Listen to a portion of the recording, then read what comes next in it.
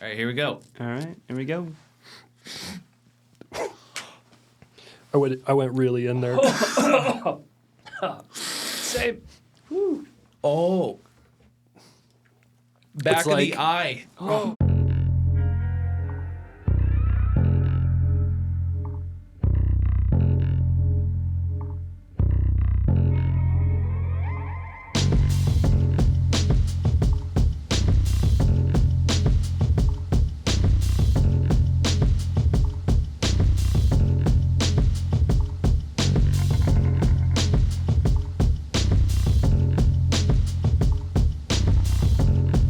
Cool.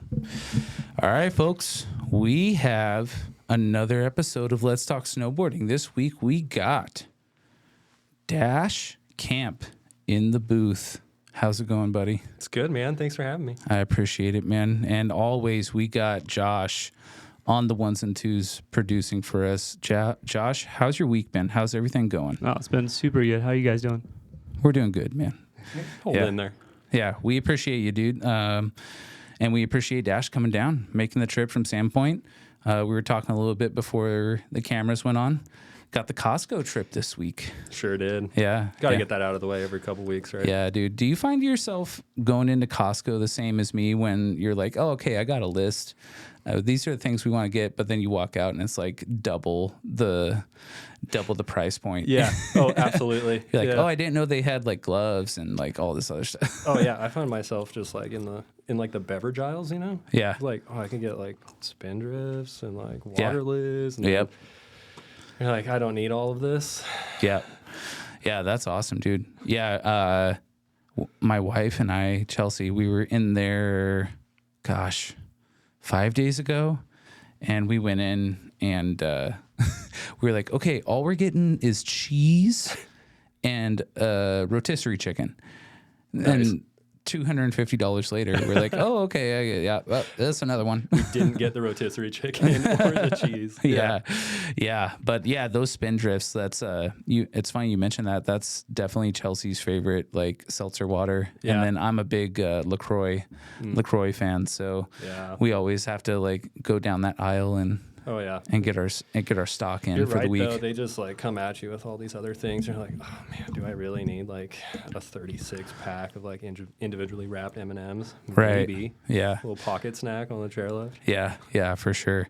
Yeah, I ran down the they already had like the springtime stuff out, like all the gardening stuff and stuff like that. Mm-hmm. And they have those work gloves. They call them the Octo Grips. Okay. I don't know if you saw those, I but they're haven't. just kind of like the thin neoprene type Oh, yeah. gloves. And whenever I see a pack of those, especially when they're on sale, I'm like, Gotta okay, grab 'em. yeah, I gotta grab them. Those are like kind of like the gas station gloves, right? Yeah, Yeah. But they're super, super nice, like especially for gardening and stuff. Which we have a backyard where we have really gotten into like growing like tomatoes and like herbs and like all kinds of stuff. We kind of do like that springtime like big haul Totally. and go to like all the nurseries and Yeah. some of the actually my wife, she has a coworker who has her own nursery out on Garwood Road. Oh. You know, gotcha. kind of like the Rim Rock area Yeah. east of 95. Yeah. And she always does like a plant sale, like kind of like hush hush every single spring. So you but go and she load has up. yeah, but she's like, come at this time and I'll give you guys like everything like for super good deals. And It's good to have so we that just hookup. load up, dude. Yeah. And it's then good we to have that. fresh veggies and fruits and stuff. We'd been doing raspberries and blueberries and stuff like that. So everything's That's looking good awesome. for the spring. Sounds We're pretty like- similar to my chick. She's got a super green thumb and works on a farm all summer long too, but then has her own garden beds out back. And Nice. yeah. Nice. Yeah. It's always good to have like, you know, your significant other into that stuff too. Yeah. And I'm really into it too. Like I love going out in the back and then there's like some fresh raspberries and blueberries Totally. and all kinds of fun stuff. But yeah, we really want to get like a greenhouse at some point. And so that's the other Seems thing like with the- Costco. Yeah, it sounds like the same conversations Yeah. I have at home. We're like, man, if we had a greenhouse, we could do this all year long. Yeah. Like, Yeah. And then we could like store all the things that we need to during the winter and keep Yep. them alive and then replant them. yeah. But yeah, it's super interesting to do that. And Yeah, it's awesome to be able to do that up here in our region. Oh, the soil's so good up here too. I know. Like, It is. unreal for growing. Yeah. Yeah. Speaking of that, dude, currently where are you residing at? Are you in Sandpoint or I'm are in you Dover. Okay. Yeah, Dover proper. So it's like Dover and then like Dover Bay, the like development Yeah. right next door. So west side. Yeah. Yeah. In between Priest and Sandpoint. Yeah. Yeah, Nice. like 2.5, 3 miles from town. That's not bad, dude. I have a lot of homies out there. I have Clint Tosland. You ever heard of Clint? Sounds familiar. He's like so he's been up here kind of like his whole life, and he's really dived into like YouTube and stuff. Okay. And now has a pretty big following, but he went to school at Western Washington and spent a lot of time out at Baker. Gotcha. But he is re-upped out here, and he's kind of made this his home base. But that's where his house is like out on that west side of Gotcha. Sandpoint in the Dover It's a area. good spot, man. It is. It really is. I used to deliver houses out there, dude, when Yeah. I was driving truck and stuff for Oh, yeah. for Builders First Source, and doing home deliveries for all the framers and stuff. So like in Dover Bay and all Yeah, that. of course. Yeah. Yeah. I mean, that place just like sprouted up after a couple of years. That There whole was area nothing. from Old Town and Newport all the way over to Sandpoint and Yeah. up and through Bonners Ferry, like everything in that like kind of like L corridor, reverse L, Yeah. kind of Yeah. blew up when I was working. So Bunch of developments. Yeah. Once one came up, it was just like wildfire. The next one came, and then yeah. So let's get into it, dude. Let's do it. How's your season been so far? We're low on snow. we're low. But what's been going on? I saw a clip of you. Actually, it's been blowing up a little bit. The reshares and stuff of you out Oh. there. It looks like you're out in that Lakeview dripple zone the last time we got snow. How was it? Sea shoot, dude, on a good pow day. Oh. Yeah, I mean, really, like the only one we've had this year. Yeah. The sun popped out, which was like Tahoe. You're like, this doesn't make any sense. It doesn't do this here, and it was a good time. We Nice. definitely got the most that we could out of that day, and then like you said, it's pretty shallow out there right now. So It is, yeah. trying to hold back, not go too hard, It's that last storm definitely helped though. for sure. Yeah. I think what did we get? Just under 2 feet. Yeah, maybe? it was something like that. Yeah. Yeah, like 2 days prior, I was out there with a full-time team that I coach, and we were just, butting around and stuff, and it was like dodging rocks left and right, small spruces, and 2 days later, it was filled in. Yeah. Yeah. Yeah. I remember, gosh, I want to say it was like a week and a half ago, and it was like the mini storm before this one. And it was like that 5-6 inch storm that came in, and that morning was super cool. Yeah, Yeah, it was nice to be able to get out on the triple finally. And totally. I know we're so late this year. It's crazy. Going through the phone and like looking at photos from last year, just we had some snow. yeah. We definitely did. I know we had a 3-pack jump line by this time last year. I know. Yeah, It's crazy. sick. Yeah. Yeah, but from what I'm hearing lately from like a lot of like the forecasters and the meteorologists and stuff, it looks like late January Okay. from here on, it's gonna start hitting. I sure Like, hope that they're snow that we're looking at that we've been waiting for should like kind of Yeah. start to pummel us. I So, sure hope they're right, man. Yeah. I sure hope they, because I've been watching it since like October, November. These guys, on YouTube saying we're just gonna get the biggest dump this year. It's gonna be such a good snow year. It's just late. Yeah, It's like- a late one, dude. Yeah, Yeah. How's that kind of been for your for coaching? it's been at tough. Snowboard Northwest. Yeah. You've just been kind of working with what you have right now. Yeah, whatever we can, get to. I mean, Schweitzer's been awesome with like even the little amount of snow they've had. Like the park crew there getting stuff up, so all these kids can go start learning some stuff because the contest season is still going regardless of low snow. Yeah. So yeah, getting those guys in a good mindset, not letting them get like too upset by the fact that there isn't a lot of snow on the ground right now. So try to keep everyone optimistic and saying it's going to come. It will. It's just getting later and later. It seems like every year. Yeah, it's kind of hard when you're coaching the young kids. Like they don't really have that memory of like years past, Yeah. and it being like I remember 2015 2014, 15 was Yeah. a really lame year. That was back when I was down at Hood, and I remember Ski Bowl didn't open up all year long. Yeah. And even Timberline and Meadows were just like super just bare.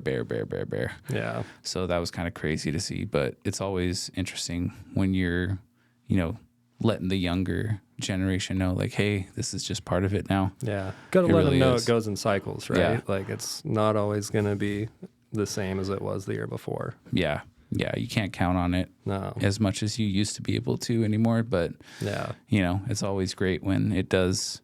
Yeah. When At it least is an there's all-time year. at least there's snow on the ground, right? Yeah. Like it could be a lot worse. The kids seem pretty resilient though. Like most of them seem like their spirits were pretty high.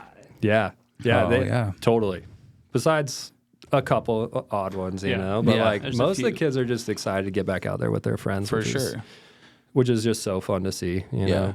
Yeah, it's been kind of cool to see, honestly. Like, we've had some rippers on here, like Kaya, Owen, Owen skis, not Owen Miller. I know Owen's down at Woodward Copper right now. Yeah. Got some sick clips out of him. Like, Yeah. that's pretty Yeah, cool he's to on a see. tear right now. He really is, dude. Yeah. Like, and he's getting shouted out. He's like last season, he got shouted out by Joey Fava for that back crab walk. Yeah. Yeah, Right. that was super cool to see. And then Viz shouted him out just this week Yep. on his board. So I don't know if he got floated that board or whatever it may be, but it's super cool to see like the pros are like noticing like Owen's been sick for Yeah. a minute now. Yeah. He's just got such a good attitude when it comes to Yeah. snowboarding too. And he's working in 7B as well, so he's putting in a lot of FaceTime For with like sure. all the reps and all the people coming through and just kind of like elevating himself as a person. Yeah. So. It's cool to see him down there at the at one of those meccas too, at those training facilities, especially Yeah. at Copper. Like, Copper's so rad. yeah, Yeah.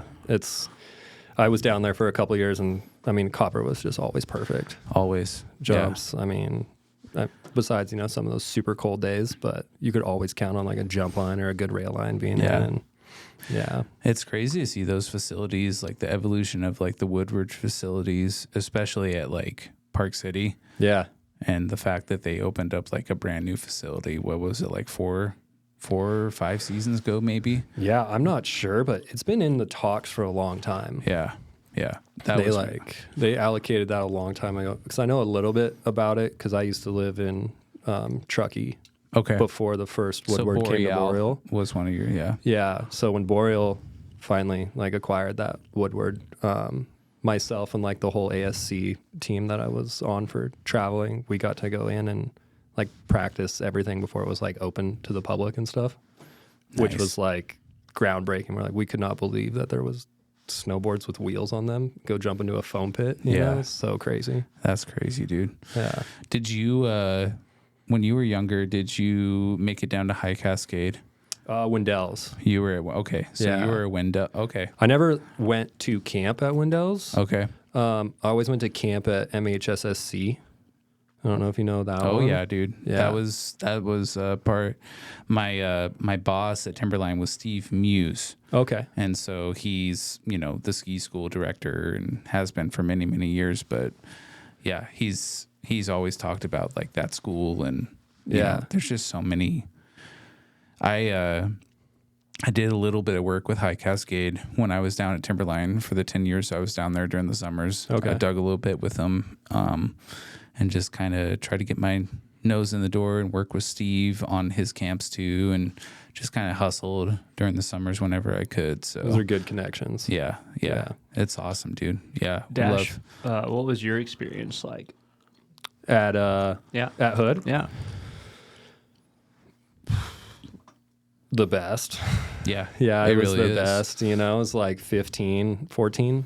I think 14 was the first year or first time I went there, like by myself. Okay. Like flew into Portland and then got picked up by like Mark Stiegel and Rick Millett and I think Ryan Anderson was there too. But then, Shout out to Ryan. yeah, got picked up by those guys and then went to camp for a week and I was like, this is it. Like I want to be on my snowboard all the time. I had no idea you could do it all summer long, Yeah. back in those days when, so 2014, 15, that was prime time for parks. It was. I mean, I was before that because I graduated in 2010. Okay. So, yeah, it was like closer to like 2007, somewhere around there. Wow. Okay. 2008. It was very grassroots like back then. But then you could see like the evolution of like Wendell's and High Cascade from your lane on Hood, you know? Yeah. So you'd be like, whoa, that's a giant rail feature or giant jumps that they're making over there. And what they had at MHSSC was just ultimate like dig to ride type program, you know? Yep. Yeah. I know what you're like. A lot of people don't know what you're talking about. I know what you're talking about. Yeah, it was a lot of sweat equity you put into that place. For sure. Yeah. A lot of, hazing. Yeah, and there's some hazing for sure. For sure. We'll have to get a little bit more into that, as we kind of progress, but let's bring it back. Let's bring it back all the way back. Where did you grow up? Did you grow up here in the Panhandle? So it's always been in between here. I was born in Tacoma in Washington. Nice. I was born at home. We had a house right next to Dash Point State Park. Okay. So that's where the name comes from. That's cool as fuck. Yeah, Nice. it was pretty, awesome. My mom, she's just so tough. She's like, I'm not going to a hospital or anything. So it was like, dang. Yeah, right down there on the water. And we were there for, I don't know, 4 or 5 years. But my dad's whole family's from Sandpoint. Okay. So it was always back and forth. And then my dad took me for my first time snowboarding to Crystal. Nice. Yeah. Which is a crazy mountain to go and learn at. That's a cool terrain up there, man. Oh, unreal. Yeah. I want to get back whenever, time allows for it. But when was the last time you were there? 10 plus years now. Wow. Okay. Yeah. It's been a bit. Yeah. It's been a bit. I actually, I went up there 2 years ago. It was, we did a Memorial Day vacation with the kids. Nice. And everything. And we stayed up in, I can't remember. It was just one of those like little alpine cabin villages right below Crystal, about 7 miles or so. Little winter wonderland. Yeah, setup. I can't remember the little town that was right next to it, but it was super, super cool. And it was a Memorial Day trip. And my wife and I have always said, like, hey, every single year we're going to go see a national park with our kids. That's and rad. Her and I had never been to Mount Rainier. Like, we never been like inside the park and actually seen it up front. So that was like super cool staying up there. And we went up to Crystal for a day. That's awesome. In the off, it was like, it's Memorial Day, so it's late spring, so nothing's open. But, we just kind of checked it out and went into a restaurant and hung out. Yeah. And just there were a couple things open. So I was like, man, this would be super cool. And Nico Salinas, I don't know if you know Nico in Idaho. He goes out there. I don't personally know him too well, but I've seen a lot of his stuff online. He's a super cool homie. He's been really cool. Play golf with him in the summers down here and try to ride with him as much as I can. But he does like a New Year's trip every year to Crystal. Oh, because gotcha. him and his wife, he has family out that way. Gotcha. So, yeah, super cool. But I remember back in the day, Crystal was famous for hosting the Super Park every handful of years. Yep. And I saw so many like YouTube videos coming out there from Super Park and stuff. So it's a cool spot out there. Never got to go to those ones, but it always looked like so much fun. Have you ever been to a Super Park before? Yeah. I've been to, I'm going to be really hard to remember all the years, but I went to Bachelor when it was there. Okay. Twice or 3 times, somewhere around there. And then Mammoth. When they did it at Mammoth. Mammoth was nuts. Yeah. They always do crazy stuff at Mammoth. Well, it was, I don't know if you remember that Super Park, but it was the one where they had that hip that was there was like a tabletop next to it, but the hip looked like it was, 50, 60 feet tall Okay. and like 100 feet long. And there's that guy who like shot off the left side and there was no landing on that side. Okay. Dang. It was that one. And it was unreal to watch those guys throw down on that thing. Yeah. Yeah, it's crazy. Like to hear you talk about like, you know, Mammoth and especially like Bachelor too. Like Bachelor is like me growing up, like Bachelor was like the place to go when I Yeah. was growing up. I'm from Southwest Oregon, so we always did a trip up there. But lately it's been cool to see like the Big Wave Challenge. And especially like, you know, you probably know about this a lot being a coach with the Snowboard Northwest, like the Dirks and Derby and getting qualified for that. And these riders that you coach getting to go down there is super cool to see that. Yeah. The evolution of the bank slalom contests have been really cool to see. Yeah, for sure. Bring a little bit more fun back into snowboarding, you know? Have some fun and make it more relatable to the everyday rider. Yeah. It's still competitive, but it's more fun than anything, Yeah. you know? Yeah, it's nice to see that. Yeah. It's nice to see everyone, all levels show up and do what they can and try and get a good time. Totally. Those bank slaloms for And sure. what Josh is doing there with everything too is just really cool to see. Yeah. You could call him the one of the mayors of Bend, right? Oh yeah, Yeah. absolutely. Yeah. I love how he's just like not made it so inclusive too. Yeah. You know, it's very much like, you know, we want more and more women, we want more and more kids. It's like we have way too many dudes. Like, let's fill out the roster here and then get the rest of these guys in. That's I love cool to see that. Yeah. Nice. So Tacoma, Yeah. and your first day actually sliding sideways on a snowboard, was that at Crystal? It was. Yeah. Okay, cool. How'd that go for you? From what I remember, it was cold. Yeah. It was cold, but I had a lot of fun doing Nice. it. I didn't know then if I was like super in love with snowboarding yet though. Yeah. Before that, it was skating. My dad like always had a board influence on me, which was just the best thing ever looking back at it, you know? It's like he set me up early when it came to boards. It was skateboard first and then he got me the snowboard and it was, you know, I always thought skating would be the thing, Okay.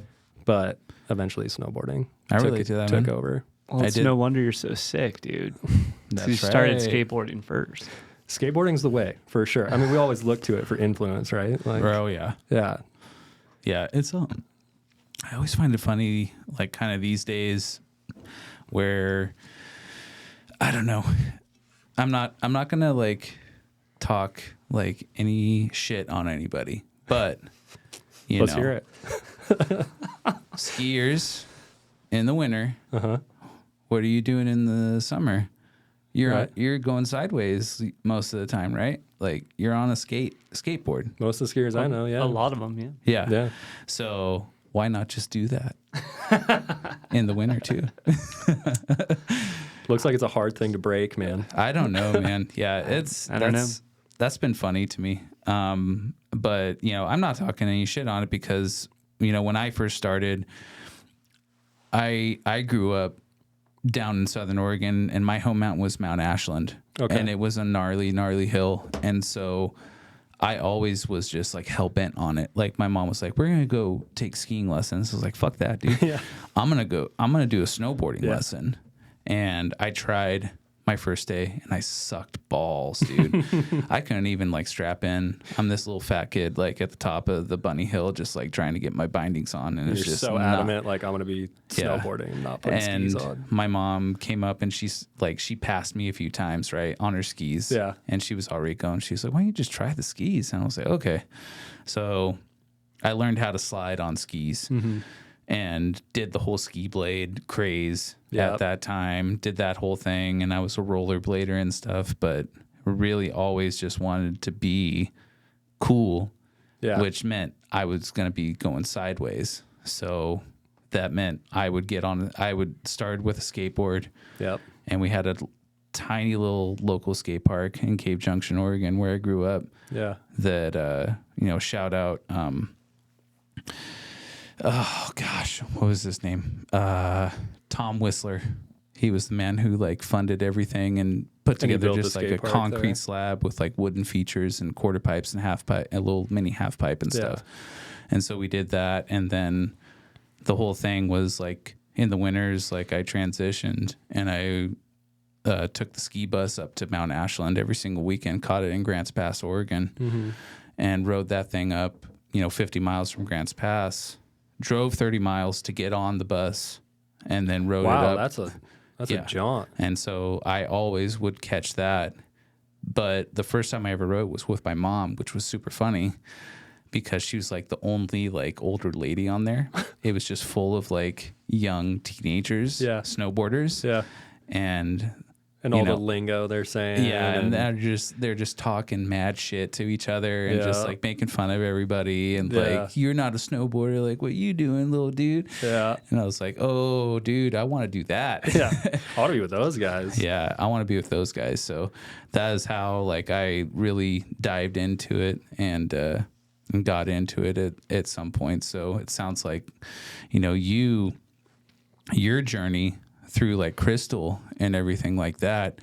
At what point did your family make the move out here to the region in North Idaho? Yeah, that was an interesting time in my life. So around that age, I think it was like 6, 7, somewhere around there, my parents ended up splitting. Okay.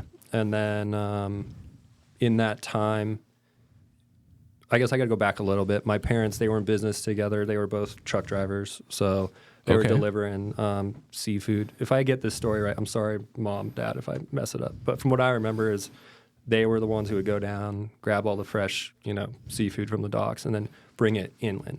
So okay. So they were like CDL drivers. Mm-hmm. Nice. They had like those old Mercedes trucks though. I remember those. Yeah. Yeah. Just like your regular single cab with a big old box on the back of it. Okay. Yeah, I remember sitting in those for a long time, just they would grab what they needed to grab, take it to the supplier or whoever they needed to, and then drop it off back to the warehouse type deal. So around that time when they split, we went with my mom, my little brother, and I, and she ended up doing pretty good in the stock market, if I remember right. Okay. And she was like, I need to get out of Seattle. Like, I don't know if you know about Tacoma much, but it's not like the safest place in the world. I used to deliver all around that area, dude. Yeah, I know. Yeah. So like they saw the writing on the wall too. And she's like, well, I think we're going to go on a vacation to Kauai. And she's like, I'm going to bring the boys and like we're going to go vacation there. Fast forward like 5-6 months, we're living in Kauai. So really like the board fascination came from surfing as much as possible. Nice. So I was like, so like surfing took over my life there. It was just like any day, flat, big, whatever. I want to go out and ride as much as possible. But that's really where I decided like, oh, I want to be on a board my whole life. And like, I thought it would be surfing for the longest time. And then that first stock market crash happened. So then it was like, all right, well, we got to get out of here. So we came back to Idaho because my parents, when I was really young, they got like a tiny little cabin like on Murphy Bay, right on Lake Ponderay. Nice. And it was like a 500 square foot spot with like, just like a studio with a loft in the top of it. And we moved into that. And then it was like, well, my parents were like, well, I guess it's snowboarding. Like we're gonna go do that. My mom got a job at season pass office up there, so we could get season passes and all that stuff. And then that first year, I remember just like waking up and going up to the mountain, and I think I was still on my K2 chopper. That was like a 131, and it was like 2 sizes too small for me. Okay. And it was like, we're just going to go out and see what happens. And then it was just like, I love the snow. It's like surfing, but like you don't have to worry about sharks or, getting sucked out like way out into the ocean or anything like that. That's so after sick. that, it was just like nonstop. Yeah. And then they saw that I had potential in it. They didn't know what it was because they were like, we don't know what snowboarding really is yet. But I started riding with Mark Stiegel. He was like one of the first, I don't know, Josh, if you remember Mark Stiegel at all? No, not I. But he was like one of the first snowboard instructors at Schweitzer. Okay. So that's like where it all came from. And then he started helping with like the, I can't remember the name of the team that was there, but he started running like a little bit of a freestyle snowboard team way back in the day. I feel like I just heard Storm Riders. I just talked to Marty yesterday, and he was talking about the Storm Riders. Yeah, and like Pat Holland and so like they were they were like the forefront. Yeah, and I mean, at that time, we moved back here when I was like 9 or 10, so I was still just like super small, and then started going into that when I was 10, 11, 12, somewhere around there. Yeah. And then just like coming up under Mark Stiegel helped me with all my edge control and airs, and he definitely like set the groundwork for me that I remember like to this day. Rest in peace. He passed away in like 2015 or something like that. Okay. But yeah, he was the one who kind of led the whole charge. Nice. Yeah. Dude, so that during that time, you're 10, 11, 12, like what year was that? Do you remember? It had to be like 2004. Okay. 2004, 2005, somewhere around there. Gotcha. Yeah. What year did you graduate high school? Wait, how am I getting all this wrong? Yeah. 2010 is when I graduated high school because I was born in 92. Okay, gotcha. Yeah. Okay. Yeah. I'm just trying to like, as far as like time frames and stuff. Yeah. Yeah. Like I was born in 87 and graduated 06. Dude, our dad brains don't help either, though. No, right? Like, yeah, I was like, oh, yeah, okay. yeah. I was like, am I getting my years right here? But I always go through my dad brain like in the middle of the night and stuff. I'm like, when did I do that? When was I in college? When did I do this? Right. Oh, okay. Yeah, like it's just fog, just a constant fog. Guys, I want to talk about a new sponsor for Let's Talk Snowboarding, which is the Ski Shack in Hayden, Idaho. Ski Shack is a local family-owned and operated ski and snowboard shop located in Hayden, Idaho. They specialize in sales, rental, and repair, and they opened in 1976. That's going on 50 years up here in North Idaho. They have been offering a skiing and snowboarding to North Idaho and beyond for that much time, which is crazy. One of the oldest ski shops in the entire state. We appreciate everyone at the ski shop for supporting Let's Talk Snowboarding. So go in there as soon as possible and get yourself dialed, whether it be getting a fresh tune-up for your board or skis or grabbing some new gear, because they got all the best in outerwear and also in boots and bindings, boards and skis. So head on over to Ski Shack, located at 9437 North Government Way in Hayden, Idaho, and have some fun picking out some cool stuff. Just want to make sure. If not, I'll come back down and hang out with you guys and do this Dude, again if we have to. anytime, man. Yeah, that would be we sweet. love you. Well, thank you guys for having me again. I really appreciate it. Yeah. Yeah, it's thanks for super coming fun. down and taking the time. Yeah. Yeah. I feel like it worked out well. And honestly, I was like, when I messaged you, I was like, okay, this is a shot in the dark because Dash is kind of like a legend. And I'm like, oh, okay, let's see how this goes. It's funny. I don't feel that personally. I feel like I haven't like ascended to that spot yet. Yeah. You know? Yeah. So I just love riding my snowboard and like, you know. Yeah. It's always interesting when, you kind of put that feeler out with people for the podcast.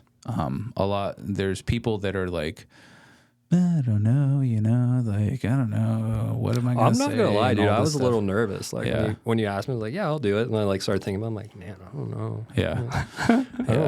I don't know how I'm going to sound on camera. And Nah, like, dude, you sound in the great. ears. Yeah. Like, You sound great. Well, the thank great you. thing about like this age of technology is that, Josh does a great job of like making the sound good, making the video look good and everything like that. And then when he transfers that over to me and I take everything, I'm able to like edit it in a way. Like I don't really edit it all that much, honestly. Like unless there's like if there's guests, sometimes they'll be like, oh, that thing that I said about this thing, can you just kind of cut that out? Yeah. Because I don't think I remember I talked to, I don't know if you know the name Pete Alport. Mm-hmm. Okay. Yeah. So Pete Alport was a really early episode that I did, and it was like a remote thing where we did it over like kind of Zoom call stuff.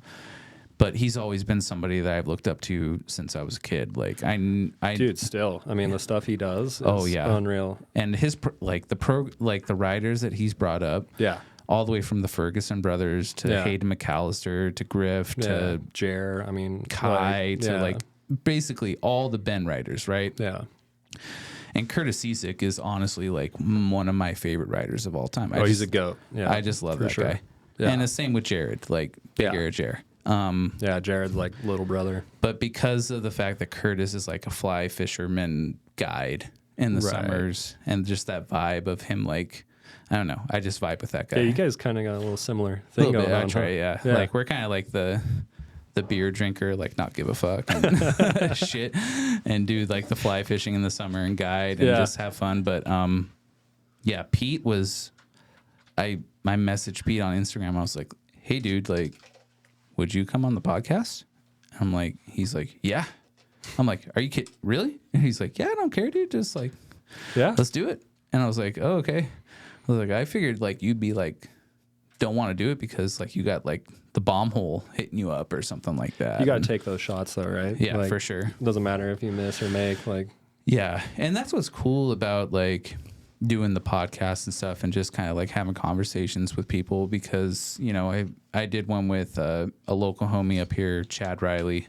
Mm-hmm. And, you know, he does an annual trip up to Baldface every single this late December, like right before like New Year's. Yeah. He's done it for years and years and years with a group of 12. And he came back and he's like, dude, I talked to Hannah Beeman about the podcast. I talked to all these people, and here you go. Here's their contact info. Nice. And send them some messages and stuff. I'm like, and what I'm a like, layup. I'm like, cool. And it's just cool to talk to everybody from, you know, Lucas Foster is a good friend. Oh, nice. And he's been on the podcast a few times. Yeah. And I've talked to him all the way through Chase Josie to other people in through the industry and all the way back down to local people. Yeah. Whether it be like yourself, like a local legend, to, you know, Marty behind the scenes, or, you know, anybody really. Like I'll talk to anybody because I feel like stories should be told, whether it be from the lowest, like whether you're like an entry level lift op or whatever you're doing, like a restaurant dishwasher, but you love snowboarding. Yeah. All the way up to like everybody. So I love it, man. We need more people like you doing that stuff. You know, I appreciate it, man. Yeah. I was so stoked to get like to have you confirm, and then Kix is down too, and then you gotta have him on here, man. You just gotta make sure there's like a 30 rack of Coors Light next to him. Well, by that time we might have our float from Grand Teton. Oh, nice. From Caleb. Nice. So we might have some beers. There you go. We might have some beers for the guests. Any word on the Liquid Death sponsorship? He emailed his guy, and he says that it's going well right now. Ooh. And then he's down in that case, is this in the camera? No, go centered more towards your chest there. There you go. Right there by the cords. Is that it? That'll work. Yep. There you go. But yeah, he said that he's pitching everything right now because he had to take a trip down to southeast Idaho to headquarters. And so he's pitching the podcast to the higher ups up there. Dude, best to of get luck. sponsorship and stuff like that. Yeah, it'd be super cool. But it's been cool to have like, the backing behind, Ski Shack backs us. Fine Brew down on Sherman, the cafe, coffee got some shop. Good stuff down there. Yeah. So, and then of course, like Josh, I really can't thank Josh enough for like hooking up the studio and doing everything that he does and donates his time. So Haggadon and Ticketgoat. Yeah, it's been Thanks, guys. Super cool. Ticketgoat.com, $1 ticketing. Everything's no hidden fees. Yeah. But yeah, we're just kind of spitballing here. Yeah. Just passing time while that's making sure Josh. That's how Bombhole started, right? I mean, it was just spitballing. Yeah. I mean, same deal. Yeah. Like, you Yeah. can take it as far as you can take it. Yeah. Yeah. And it's really, I don't really look for much, dude. Like if people want to support, that's cool. Yeah. But I really just like, it's really for the passion of it. It's like kind of like an outlet for me, Yeah. like doing like everything from booking to setting everything up to recording to editing to pushing it out as the final product each week and stuff. hitting that It's upload button so and- much fun. Yeah. I love and it's just like a creative outlet to Yeah. like put it out. Yeah. So it's been really, really cool.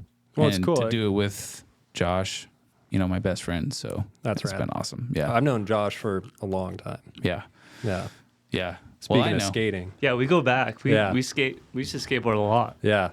Like Yeah. way too much. Yeah, like we were pretty good. Like it was fun times. Oh yeah. Yeah. Well, I didn't know if you knew when you were coming down here that Niche was on the was in the studio too. Oh yeah, I've listened to some episodes. Okay, and cool. I heard you say his name. I'm like, oh, that makes it like Yeah. even easier You're to like- come in and hang. Yeah. Yeah, Yeah. The Thanks. legend. yeah, The legend the Niche. legend. Yeah. Well, dude, let's get back into your story. So, Yeah, we talked about how, you were in Tacoma. mm-hmm. Tacoma is a tough town. To this day, it's a tough town. And it's Yeah. always been like that. And if you've ever been through Tacoma, you know what we're talking about, like driving through all the areas and the outskirts of Tacoma before you get up into Seattle and Puyallup and Yeah, really of that whole area. I was a lumber delivery driver for years, and that was one of my main routes was, Centralia, all the way up Gotcha. through Everett and Yeah. stuff, and delivering all around the greater Seattle area and Tacoma. yeah, And so, you growing up, starting your time there in that area, that probably like hardened you a little bit. Like that's a tough spot to be I in. would like to think so, but my parents did such a good job Yeah. in the fact of like we're gonna make sure that they don't ever have to experience any Sure. of that. So Okay. I mean, even the house they used to have back in the day was so cool. It was just right down on Puget Sound. Yeah. So our house literally was the entire house was on stilts Wow. in the sand. So Oh, like when okay. the high tide would come up, it would go underneath the house, and then like how crazy their tide swings are there, and the tide swing would go like anywhere from like 500 feet to 1,000 feet out. So we had like this giant beach, like every 8 hours. Yeah. And we would just go play and, like be super creative outside. We were Okay. always outside. I don't really remember too much being inside. Oh yeah. So, Yeah. And when you guys were in Tacoma, were you Tacoma proper, or were you guys kind of like a sub area of Tacoma? I guess I kind of have to look at the map again, but like if you looked at like where like Dash Point State Park is or whichever, it was right off Federal Way. So, Federal Way. Okay. I you know, got you. I would imagine it's still pretty, localized there. to there. Yeah. I have a lot of like early memories, but I don't have like a ton Gotcha. of memories of like what the town and stuff was like because we were always down playing Yeah. at the water, doing Yeah. whatever, or riding in a truck. Yeah. It was, Having fun. yeah, Just doing things. yeah, And then we talked about you made your way kind of out to Kauai, yeah, found surfing out there. yeah. When you went, at what point was it that you guys were you kind of done moving around and you really, really settled in Sandpoint? If my memory serves me right, that was like 9 years old, 10 years old. It was Okay. finally, here. But up until then, we always did trips up here. We'd always come see the grandparents and stuff like that, and we would spend most of the summers before like the split and the Hawaii thing, like up here. Okay. So our life has always been like super based around water. Nice. And that's, been a huge part of my life.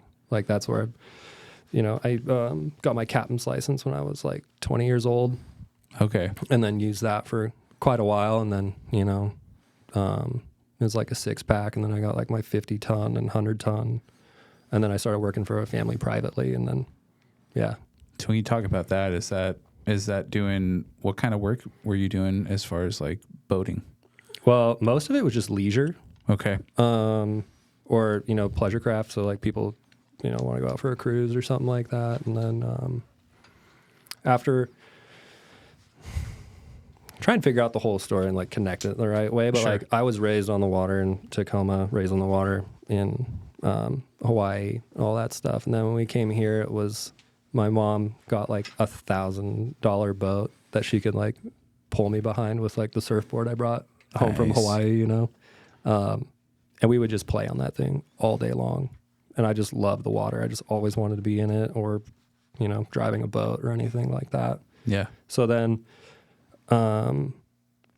we're quite a little bit ways down the road, I got this job working for this family up there, and I had a lot of boat knowledge, a lot of boat skill. So ended up driving all their boats for them. So kind of like a concierge thing, but kind of like private deal, like kind of private resort type deal. Okay. They've been great. I still work for them to this day. Nice. So, yeah. Nice. Yeah. Very cool, man. But then, yeah, they helped me get, because at some point they're like, you should go for your bigger license and like all this stuff, you know, just be like ready down the road if you need it or anything. So Okay. got the 50 ton and then the 100 ton. Never ended up really needing them. I Yeah. worked on a 100 ton boat for a while, but yeah, didn't ever need it. So Is that kind of to this day, like what is, you know, you do a lot in the winters as far as snowboarding goes. Mhm. You know, as you know, when you were younger, competing, you know, just kind of being in that life, and now you're a coach. Yeah. What is your primary source of like work and income during the summers? What are you doing? Man, I do get this question a lot, and honestly, the first thing I say is depends on the day. Oh, sure. You know, I think Jack of all snowboarding. trades. Yeah, I think snowboarding really helps with that, though. You Okay. know, like, I think snowboarding really helps you establish like a good discipline when it comes to like what you want out Sure. of snowboarding. I think it really helps you set those goals for just your day-to-day life as well, too. Yeah. So, with just like the work I did in snowboarding, I kind of applied it to my life in general. So, I always wanted to learn about everything. Boats was like kind of the first thing. And then when I was 14 and a half, in Idaho, you can drive a boat by yourself, right? Okay. So at 14 and a half, I went to Ground Zero, which used to be right on the water in Sandpoint, like where the Burger Dock is now. Okay. And that's where I first met Rory.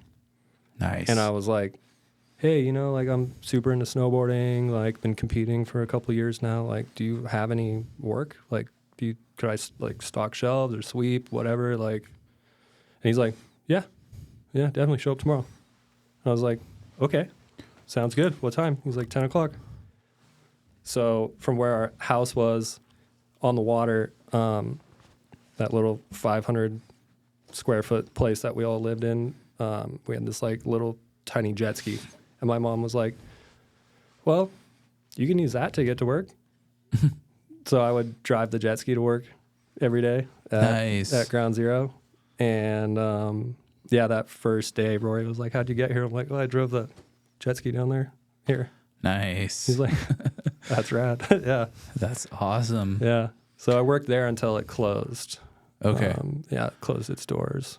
Okay. Let's talk about Ground Zero, because honestly, you know, this is all like a learning thing for me. You know, I know about 7B. Okay. Yeah. But what was Ground Zero?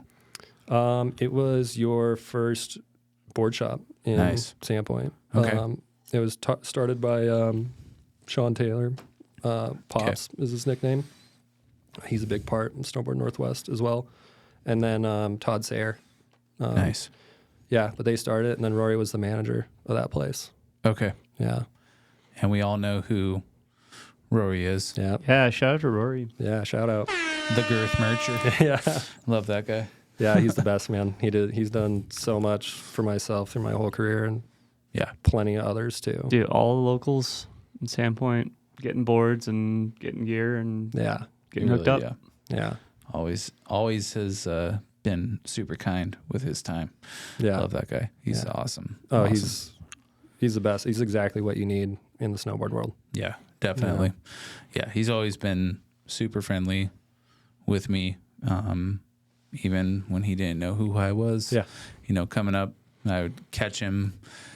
I remember I was out with, you know, the stray dog and Stefan Yep. one early season up in we won't tell you exactly where we were, but we were up in some of the, you know, the new condos and stuff in a zone that we like to get after early season. I was like, I just want to go take photos of you guys. So I went up with Steph and Isaac, and it was funny because Rory came pummeling down on his POW surfer Oh, nice. with a homie. Yeah. And he was super nice, and he's like, oh, is that Dylan? And I was like, oh, yeah, dude, what's up? How's it going? Yeah. He's like, oh, it's just POW surfing, dude. And he's like, what are you doing? I was like, I'm going out with Steph and Isaac, taking some photos and stuff. Rad. So, yeah, he's always been super, super cool. Like Rory's very much been like in like preserving like the culture of what snowboarding is and what it's like transforming into, and like really trying to like stay ahead of the ball a little bit, you know? Yeah. It's a lot of work trying to curate everything he brings into that place. Yeah. It's And- just like a pure, authentic, like snowboarding vibe. Yeah. And then they just carry that throughout the year. Yeah. Yeah, they Totally. really do. Yeah. It's so cool. And you take a lot of pride in it too, you know? They do. Yeah. They I worked really do. there. I was Rory's first employee at 7B. No way. Or second, one of them. That's Yeah. crazy. But yeah, like I remember the first space where like Cropper and Co. Barber is over behind 219. That's where we were originally when he was like, I'm gonna put out a new shop and like start it because he was like, this is what I know. He's in that shop at Ground Zero since he was super young. Yeah. And then when it went down, I know it took a pretty good toll on him. He's like, no, I need to keep doing this. There's like nothing else I want to do but like have a skate shop. Yeah. And now it's so cool to see like some like the limited drops get put out there. Like Arbor put out their Red Gerard Pro. Yeah. And 7B was like one of the few that got that limited drop. Anything from like to the Austin Viz, Yeah. you know, pro model that came out. And last year, like I was super hyped on like the bomb hole, you know, Capita model. We have their bindings too. Yeah. And I'm just like, 7B had it. Yeah. I was like, can I get one of these? And they're like, oh, they're gone. Yeah. Totally. Yeah. Like the Sims Noah Slasnik board Yeah. that dropped too. That was Yeah. huge.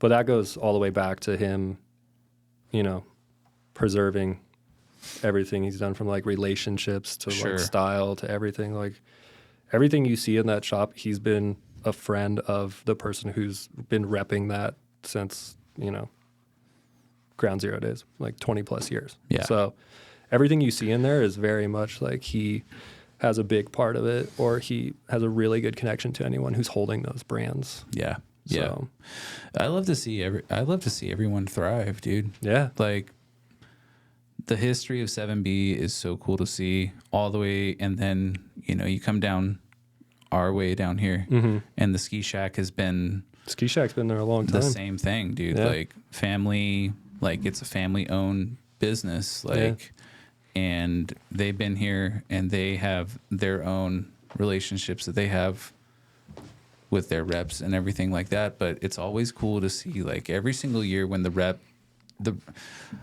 don't know, what would I call it? Like the rep cycle. Like Oh, yeah. Everyone coming through Their from tours. Yeah, from Clint from Volcom, right? Like Clint is one of the coolest fucking homies I've ever He's the met. best. Yeah, and Yeah. Eric at Oakley, like Schnibby. yeah. Yeah. Those guys. And Schnibby then, was mine and Kix's like first sponsor besides Yeah. Ground Zero. that's insane, dude. Yeah. And then I can't remember the name of the Arbor 686 rep homie that has been coming through the last couple seasons, but that guy, It just slipped my mind. he that's- was insane too. Yeah. And so it's always funny because, you know, I have a relationship with Ski Shack. That's been kind of like, you know, since I live in Coeur d'Alene, of course, like I'm going to go see Ren and Julie at Ski Shack and Blake and everybody down there. And that's kind of been like my my home place since I got here, but I always I try to make it to 7B whenever I have a little, 15 to 30 minutes and go in and see Rory. But when those reps come through, because, Ren has always been super kind. He's like, hey, because I've been helping them out with like social media and stuff. Like, he's like, come through. Yeah. Come to, here's the list, dude. Like, these guys are going to be here these days. But when they come through, I'm always like, you going to 7B? You going up to 7B tonight? And they're like, yeah. Yeah. I'm like, all right, tell Rory what's up. That's my last stop for today, actually. Yeah, pretty much. Yeah, it's like morning at Ski Shack, 7B in the evening for an evening demo and stuff. So it's always really cool to like kind of bridge that and be like, hey, tell the boys up there what up. Yeah. Like we're always thinking of you guys. We love what you do up there. So I love it. Yeah, it's sick. It's super sick, dude. Guys, Let's Talk Snowboarding is presented by Mountain Vibes. And Mountain Vibes was started in February 2016 by our CEO and founder, Justin Desmond. With the input of close friends, Mountain Vibes officially went live November 1st of 2017, and Justin runs it with the help of Mountain Vibes co-owner Emily Sorger and our core team. When Justin created Mountain Vibes, his objective was not only to create a snowboarding company, but also a family where passion and the love of snowboarding outweighed years of experience and where judgment is not tolerated. We don't like the cool guys at Mountain Vibes. Everyone should be included in Mountain Vibes. Passion of snowboarding is what brings us all together and makes us a family. Along with creating a snowboarding family, Quality Snowboarding Apparel, we are a non-profit with an outreach program called Good Vibes and High Fives, where we take less fortunate kids out to snowboard. And I want you to check out our website, mountainvibes.com with a Z, and see what we're all about. We have everything from the charity to the apparel, and we're stoked that Mountain Vibes has presented Let's Talk Snowboarding over these last, 2 years. So thank you to Mountain Vibes.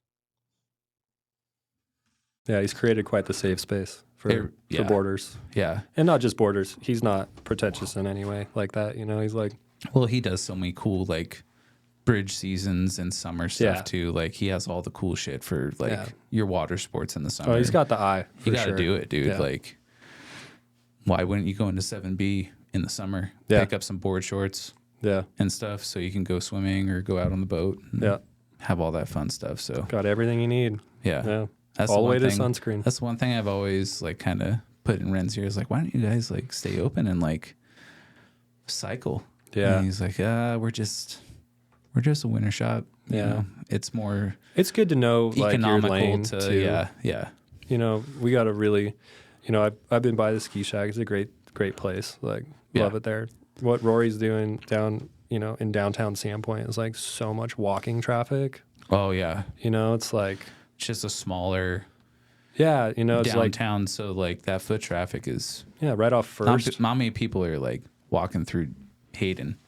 Right? You know what I mean? So, yeah, it's like people getting off the sense. boat, and they're like, oh, I need to get, a towel or some shorts, like you're saying. Or I've had, like, friends, like, childhood friends that have, like, out of nowhere, they're like, oh, I'm in Sandpoint for, like, a week. Yeah. And I'm like, oh, what are you guys doing up here? It's like, oh, just vacation time, dude.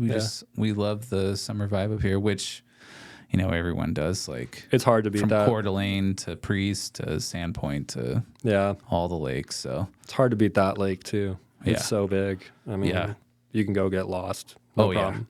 Even on a holiday, it's like... I love seeing the videos from, like, Noah. Yeah. And him getting out to, like, the east side and go, like, lakeshore camping out in the middle of nowhere with the boys and stuff like that. And the Lake Ponderay is just one of my favorite days ever. Was out on Lake Ponderay with Josh and his brother. Oh, nice. Yeah. Did a little bit of wakeboarding and wake skating out there. A little bit of early morning strike. You guys still got that boat? No, I don't think we have that boat anymore. But we got an old ski boat that we just kind of go play around on. Yeah. We used to wake skate and stuff back in the day. Nice. Yeah, good times. Anything really skate related, it was like game on. Yeah. Yep. Yeah. Yeah. Yeah, dude. So let's get into your time as far as like really getting into, you really dived into snowboarding at Schweitzer. What are some of your like early fondest memories, and what were some of the things that like, who were some of the people that really kind of propelled you into, your time as like being like a high competitor, and during those times when you were like in your formative years and teen years, going through the competition circuit and stuff? Well, I'll definitely go back to Mark Stiegel. Okay. He definitely had a huge influence on me, and definitely like pushed, both of my parents, like, you need to put support behind this kid. He could do well in it for sure. But like people I looked up to a lot there, like just in general in their snowboarding skill, like Ben Spinney was a huge one. He ran the terrain park back in the day. Yeah, it was crazy to see what he was doing. You're just like looking over and he's like doing these massive front rodeo sevens off the toes. And you're like, whoa, dude, that's nuts. Him and Ryan Anderson, he was a big one there too as well. He was like, I think he was like 5 years older than me or something like that. And then I'm sure I'm going to forget some people, but like the Schneiders too. Like we used to always ride together and had a bunch of fun. At that time, it was like we had a really cool like group of people skiing and snowboarding that like all got together and like filmed each other, or it was like kind of right at the like internet, let's make edits days. Okay. Like really much like at the grassroots of that. So we always were like, okay, who's got the camera? Like, what can we go film today?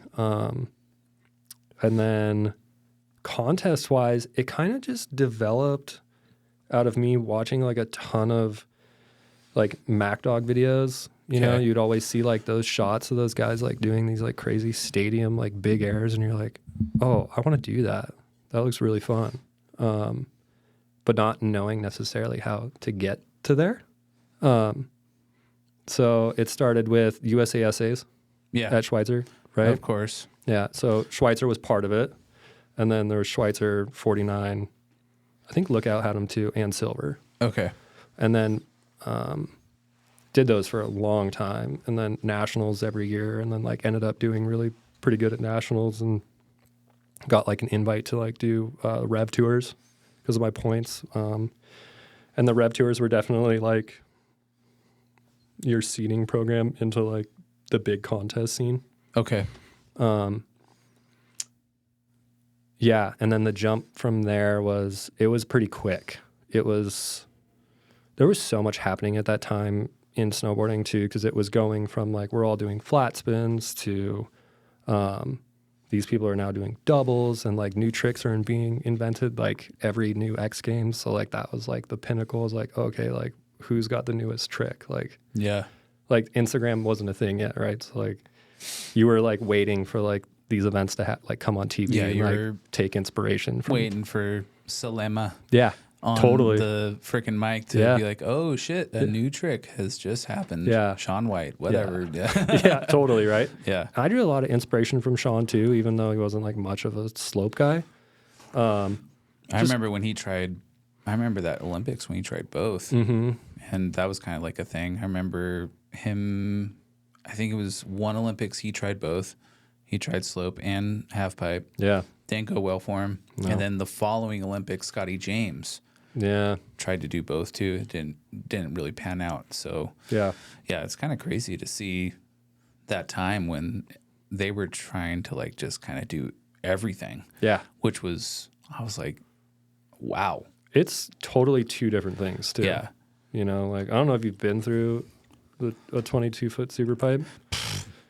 The biggest pipe I've been in is a 16-footer at Timberline. And that still feels massive. I made it to the, the lip. Yeah. And that's it. Yeah. Like I barely caught any air out of it. And I'm just like a 22, just like, I don't even know how like the old heads like can even like think about doing it. Like Todd Richards, like, if he ever like gets in there and he actually like does stuff and throws tricks on him, like how in the hell it's terrifying, do these people like do this on ice walls? Yeah. I carved up down the Mammoth super pipe when I was 16, and I was just like, this is like El Toro. Right? Like, Yeah. This is huge. insane. Yeah. There's Yeah. no way someone could tray flip this. Yeah. Yeah, exactly. Yeah. That's insane. Yeah. But, shoot, where was I? It was, We were kind of going through. You're just kind of talking about how, you were getting into rev tours oh, yeah. and everything like that, and it just kind of was like a whirlwind for you at that time. Yeah, it was. It was a huge whirlwind. You start kind of developing as a person. You start seeing other people and like how, they treat snowboarding Yeah. in like the competitive space. And then you start kind of comparing yourself to others. And then it was it was really hard because, we don't come from a lot of money. And then like the people I would be competing against, are like going out and having like $500 dinners. Sure. And you're like, 'Cause that's they got like the sponsorship dollars behind them. sponsorship dollars. And like, yeah, it is it's pretentious isn't the right word, but like it is a very, as far as snowboarding goes, like you are very lucky to be able to get to do it, right? Like it is pretty privileged. Yeah. Like, not as much back then because things were a little bit cheaper, but especially now, like the entry level to snowboarding is just unreal to see, Yeah. and we had so many people helping us, like as far as like, people helping us with gear and like boards, with like Rory and, Todd back in the day, they helped a ton. And then, I would work as hard as I could all summer trying to like stack cash. And then it's like the competitive season comes and you're like, okay, all these kids I'm competing against have been like in New Zealand Yeah. riding all of, July, August. Getting the backing to where they can just kind of ride Yeah. in shoulder seasons and in the off season and stuff. Yeah, totally. And it's like you start to kind of see that and you're like, okay, well, it's going to be really hard to like keep up competitively. Yeah. For sure. But you just kind of put your head down and like you try and just get it done. Yeah. Right. I started doing as much as I could off snow to help for on snow. Sure. Well, yeah, you were saying you were hustling super, super hard to stack money Yeah. to kind of, isn't that like, I feel like that still is a thing to this day. Yeah, With totally. many pro snowboarders. Yeah. Like they got like their summer hustles so Yeah. that they can do what they want to do in the winters Yeah. and ride as much as they can. Yeah. Whether it be the pros all the way down to, filming parts and Yeah. all that stuff. No, totally. I mean, it still is there for Yeah. sure. There's so many different avenues now, Yeah. right? Like, That's the thing. It's like, it's just different. Back then it was like, you either compete or you film video Yeah. parts. And it was like, it was way harder to find someone to like get into a crew and like go film a video part where you could like spend your money and be like, okay, well, I'm pretty proficient at like, competitive snowboarding, slopestyle, whatever it might be. Like, I'm going to try what I can over here. Yeah. And gave that the best run I could. sure. Yeah, it was tough. I wanted to ask you, you mentioned MacDog. What's your favorite MacDog edit? Oh, man. For those young kids out there, MacDog is the true OG snowboard films. Yeah, I mean, Decade is Yeah. one of the best, right? So good. But the first video I ever got was Optograb. Oh, cool, You dude. remember that one? Yeah. I got it on VHS from my older brother. He like brought it down and I was like, I think like 10 or 11 or something. And I guess that was like really where like, I was like, I want to be a pro snowboarder. I remember just like seeing Johan, like Olafson, just like Nice. the biggest backside turn, just like rooster tail, just like so much snow coming off the back. And he's going down the steepest face in Alaska. And you're like, I want to do that. Dude. And then David Benedict too. You're just like, Ugh. wow, those back radio sevens are unreal. Like, Yeah. how do I get to that? There's been, I just like, it's crazy to like hear all these stories these days about like these guys back in the day. Yeah. Especially like JP and Jeremy Jones Yeah. and like their whole evolution to Bjorn to all these guys that were on that Forum 8 and it's just, and to everybody else, dude, like it's just getting to hear those stories now is really, really cool. And Yeah. there's like, I don't know how I could describe it. It's like, you and I are fairly similar age, right? We're millennials, right? But I feel like there's like a whole generation before us that was like the first, right? Oh yeah, completely. Into the sport, into snowboarding and the lifestyle of snowboarding. Yeah. And then we came in behind them, and now there's like two more behind us. There's like one underneath us, and then there's another one coming up right now. And to see like how those guys express themselves and those girls express themselves through the social media platforms that they have, and doing all this different stuff. But you always want to be like, dude, like, remember like the like we had these VHS tapes, and they're like, what? Yeah. Like the VHS what's tapes, a VHS? Dude. I'm like, oh, we burned that motherfucker down, dude. Oh, dude. We would play it on repeat. Those things we ripped to Like, shreds what do you at mean the you end. burned it down? I'm like, oh, it would, like, we wore it out until it couldn't play anymore, dude. Yeah. Like, Wore out the tape. Yeah. and you would go down to your local snowboard shop and just chill. Yeah. Like That's what we used to do. Yeah. It was like, and just watch and just like be like, hey, I'm here, dude. Like, and you'd wait all year long or all summer long to get that new Mac Dog video, Right. or like new standard video. And you're like, yeah, oh my gosh, I saw this in magazines, like all these shots like behind the scenes Right. before, and it's like the build up and the anticipation, and then you finally get that video. I felt like it just hit harder, you know? The Yeah. best. The best. It just like made you patient, made you wait for it. yeah, yeah. And it's kind of cool to see lately.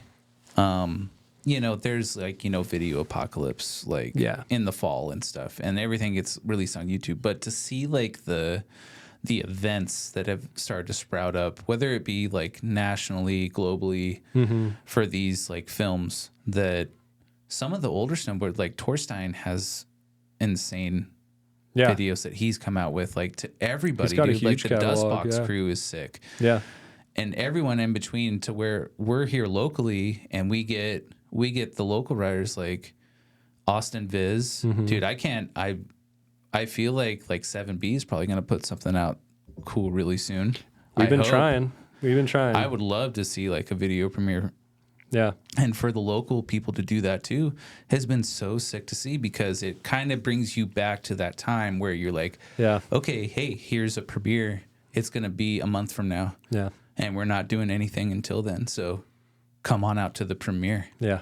Like, it's like almost like, oh, we got to wait for the VHS again. Yeah, totally. But then we'll put it out on YouTube afterwards. Then Yeah, you got to wait. Come see it in sick. person. Yeah. I love that Bringing stuff, that dude. back. I want to so bad. Yeah. Yeah. That's been the talk though for the last like year and a half. We're like, we need to do a video. Yeah. And you guys do. It was really about just like adding like people to the crew that weren't like here, and now they're finally here. Yeah. So having the right direction and like the right people behind the lens has been a big part of it. And it's cool to see like the high level homies coming in, as far as like, Austin Viz, he's like a Spokane guy, but the other week he was up with the 7B crew, getting clips. Yeah, we were and out at riding Schweitzer. all day. Yeah, that was so sick to see. And it kind of just like creates the stoke for everyone else through yourself. And 7B just has so many heavy hitters, man. There's really do. A lot of cats in that. Yeah. A lot of cats in that house for sure. Everyone from yourself and Kicks to Stray Dog and Noah and even Noah, Rory dude. is nice with it on the POW turns, and everyone's doing got their things. thing. Yeah. No one's biting each other. Yeah. Which I think is just so great. It's like no one's competing against each other. Everyone's like really good at like their thing. Yeah. And like putting their own amount of like style on it, or like technicality or whichever it is. Yeah. Yeah. But like going back to like Viz, dude, like back in the USASA days, him and Kicks are the same age. Yeah. So he would travel with us. We travel with him. Like we do nationals, our families like be together. So like, for a long time it was like Viz was like, we were all part of like Viz's family. He's part of our family type deal. Or like he's going to come to Schweitzer. It's like, you're in our house, like come stay with us. Like, Same with like the Elstons, like Jared too. Like Yeah. he was the same age as Kicks as well, so they would always be in like the same contests and moving around the Northwest together, which was Yeah. really fun. Yeah. I mean, I've been talking about this since I moved up here. It's when I got here, I was like, oh, this scene is about to pop, dude. Like, it's still kind of under the radar, but it's like there's so much talent and like stoke to like highlight that talent up here. Yeah. And I feel like it's now starting to come out, whether it be from the Potato Boys to the Wild Cannons boys doing their thing. You know, we're trying to do our thing here, and into 7B and Ski Shack, and just like everyone's starting to like kind of support each other and just be like, hey, look, we're sick up here with it. Like, Yeah. you're on notice now, Yeah. you know, Totally. like, you know, Kicks and Dash, you know, you guys paved the way as far as like putting it down for all these younger homies to like kind of really throw down, whether it be from Owen to Calvin to Ian McFarland, like all these guys, dude, like, and to Kaya and to the Hall sisters, like, it's just, you could like, and now you're starting to count them off, right? Like, Yeah. look at all these guys like doing their own thing in their own right, like from free riding all the way to slope style to Oh, totally, dude. all that stuff. So that's kind of what I wanted to talk to you about now is, you know, you had your career, you know, coming up through this scene up here, and it was so sick. What has it been like for you to kind of still get out there, get stoked, and you still, you know, you put down clips and everything like that, but you've been coaching for a few seasons now. Yeah. What has that been like to see the young up and comers and like provide that knowledge to those kids and see them like kind of, you know, take it to the next level almost? It's been super fulfilling just in my world, super fulfilling to like give as much knowledge as I can back to these kids. I knew I always wanted to like coach one day when I was done, just to be able like, cause I knew how it was. It's like, it was really hard to, you know, it's really hard to get someone to like give you their full attention to learn something. And especially to like who you like put up on like a pedestal, you know, like everyone I looked up to when I was coming up here was so much older than me. It was hard to like relate to like as a person. And snowboarding is like the thing that always brings everyone together. So for me to like be able to coach and understand like what these kids were going through at a young age and like maybe being a little nervous or shy or whatever it is, it's just been really fulfilling to like give back to these kids and like show them just because you're in North Idaho doesn't mean you can't be a pro snowboarder. And to like show them like pro snowboarding isn't just like on TV or isn't just a video part. Like I know plenty of people who are pro snowboarders in quotes that are like better than anyone you would see in like marquee videos, and they love snowboarding. They've made it their life. So that's like really been something that I've been trying to like share with these kids is just if your expectation is set on just being a pro snowboarder, that there's a lot more that you can bring into snowboarding and like make it your whole entire life and not fizzle out. And I think that's where I definitely, Oh, you're good. I think that's like where I've really been like getting the most out of coaching is just making sure these kids just don't lose hope in what they're doing. You know, you don't have to be the dude doing all the triples. You don't have to be the guy doing the quads. Like, you don't have to be the guy in the pipe. You know, especially seeing it now from what it was back in the day, like you just make yourself a business. Yeah. Like, I mean, Instagram is a tool for sure. And people will like you just based upon your style and about your attitude or how you hold yourself. Yeah. You know, that's a big part of it. And just really just trying to be a good person. And all of these goals you set for yourself in snowboarding, don't forget that like the real world is still there too. And like everything you learn in snowboarding, you can take to the real world. that's at least how I figured it out, Yeah. you know? Nice. Dude. Yeah, and it's so true. It's like you spoke on it. Instagram. Yeah. Like you can be a businessman. People can will follow be- you and do whatever yeah. you want there. it can be all the way from, you know, one of my buddies is David Muther, the half cap king. Oh, okay. Okay. Yeah. And he spawned, Snowboard Jesus. And people feel some way about Snowboard Jesus, and that's fine. Like I don't really consume a whole bunch of Yeah. Snowboard Jesus, but I actually got to do an episode of this podcast with David up at Schweitzer when he was there. And that was super cool to like be enlightened about how you can spread positivity just going out there with a camera and having random interactions and stuff and doing that whole thing all the way to like Casey Willax or whoever it may be doing their YouTube stuff. Yeah. And you just find your own avenue, Yeah. whatever it may be. And there's, like we said, like it's just so many different avenues that you could go down, whether it be like a core avenue to, an influencer avenue to, It's backcountry so much edits. bigger than it used to be. It's insane. Like there used to be like 2 avenues. Like, yeah. you can be a Video part or contest. That was it. Yeah. Like you can do whatever you want nowadays. Yeah. And that's what's cool to see. Yeah. Is like you can kind of pave your own lane however you want. Yeah. And if you're like original with it, guess what? You're going to be getting You're going to get that money. that crowd. Yeah. You're going to be getting those eyes. People are going to want to flock to you. Yeah. Whether it be companies or followers or whatever it may be. Yeah.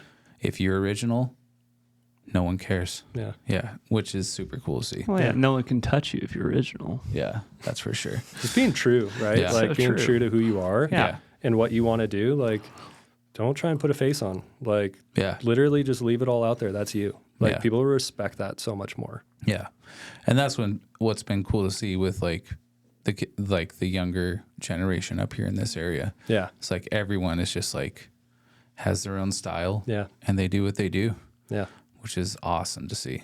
Oh, it's so refreshing. Yeah. For a long time there, it just seemed like no one was going to snowboard at Yeah. a young age around here anymore. It Right. was like, Yeah. is there any other kids, And I remember seeing the Hall girls, like at a super young age and Adam and stuff. And I was like, oh, those girls rip. Like, here we go. Here's something. And then pretty soon right behind it was like, Cade and Zadok and like all these kids. And you're like, okay, they're like, we're in good hands. The youth's all right. Like, Yep. you know? Yep. Yeah. And I remember when I was working up at Schweitzer, I taught snowboarding for 5 years up there was with Josh and I'm sure you've heard of these names like Mark Logan. Everybody in between and especially Marty. Like Marty is like my mentor Yeah. for sure since I've been up here. But I remember when Zadok and Malia showed up as junior instructors and doing it just like having fun. Yeah. And they were just young groms. I remember having Calvin and Owen Yep. in my school groups Yep. every week on a Wednesday. And I was so lucky to get that group. Yeah. And they were like, Dylan, you want to take like the kids that just want to go ride park? And I'm like, yeah. Yeah. Please. and I'm just there to watch. Like, and then I just started like kind of filming them for clips. Yeah. Because I was like, I can't teach you guys anything. Like, Yeah. you guys throw down whatever you want to. And they're like, oh, can you film clips for us? And I'm like, yeah. Yeah. And then I put it in their ear about High Cascade. Yeah. And that was like probably the coolest moment for me was to be like, they were like, what's High Cascade? I was like, There's a glacier. I was like, in dude, the United States. yeah, you guys get down to Mount Hood between May and August. You go down, you go to camp. If you want to go to camp, or you just go camp with the homies. Yeah. And I told him about like the solstice party and like just go, dude. Just go experience it. Yeah. And go snowboard in the summer and just like create connections with people during the summer down there because everyone's there. Yeah. And even if you're not a part of the camp, like you'll meet people. You'll go see your favorite pro down there, just Oh, yeah. riding in the half pipe or riding in the park with them during the summer. And they'll come talk to you. Yeah, and they're say what's super up cool. They're and- just there to have a fun time too. Yeah. They're just there to snowboard and get themselves like stay keep dialed, throughout the summer. So Totally. that's been super cool to Breaks see. down that like wall too, where you think like those pros are like untouchable, Yeah. and then all They're of just us, like us. they're just like you and me. Yeah. Yeah. And then all of a sudden you're like, oh my gosh, like I can ride with you. That's Yeah. fine. Yeah. Like, absolutely. Right. Yeah. Yeah. So cool, dude. Yeah. Yeah. Speaking Yeah. of pros, who's growing up, who was your favorite rider to watch? Gosh, man, it's a grocery list for sure. Oh. But like, I guess I would say, my big one was probably always like Arrow Edela, Okay. Always been putting it down. Yeah, he's just got got such great style, and he can do it all. Yeah. It's unreal to see. Those Scandinavian riders always are the best. Yeah. And when I was like heavily, competitive based back in the day, so like watching him was like, okay, like really easy for me to like see and like visualize like what he's doing and like try to like emulate what I could from him. But like as far as like soul and stuff goes, I mean, David was like always one of my number ones. Same with Johan. He was huge. There's so many out there, but like Johan definitely for a backside turn. That's who I always try and Nice. be. David and Pau was like unreal. Really good contest rider too. So like always watching him like, burning out like lame all the time, just watching that. A lot of people don't want to say that like Sean was like an influence, but like he definitely played, He brought everything to the mainstream. Yeah. I mean, we won't get into like the whole politics about like how everything happened there for him and like, everything It's around interesting it. to hear his side of things on his bomb hole versus like, Mason Aguirre Yeah. has his, and it's just, it's interesting. It really is. It's like, I can see Sean's side of things for sure. And like how he probably was like looked at and how people interacted with him during his time. But can also see he kind of did things that would probably piss a lot of people off, especially Danny and Mason and that whole crew that were supposed to be his buddies. Yeah. And he just like separated himself Completely. from that crew. And it's just, I think it's fascinating. Like that dynamic is like, I would love to see all of them in a room together. Yeah. On a podcast or like some kind of documentary. An intervention type And just deal. like being like, dude, Yeah. you did that. Yeah. And Yeah. it's just like, it would be super funny. Yeah. It would be like, maybe they could all hash it out at some point, but I have always loved Danny Davis. I love Mason Aguirre. I love that whole crew. That Mason was was with one him. of the ones Yeah. watched for a long time too. Yeah. And he was one of my like the baggy pants style and like the bright, the bright colors and the bright designs and stuff. I was like, that's it right there. Him and Scotty and Yeah. oh dude, Aaron Bittner was a huge one for me too. For sure. I mean, like literally anyone on the DC team was probably like someone who I was trying to be, on any given day of the week.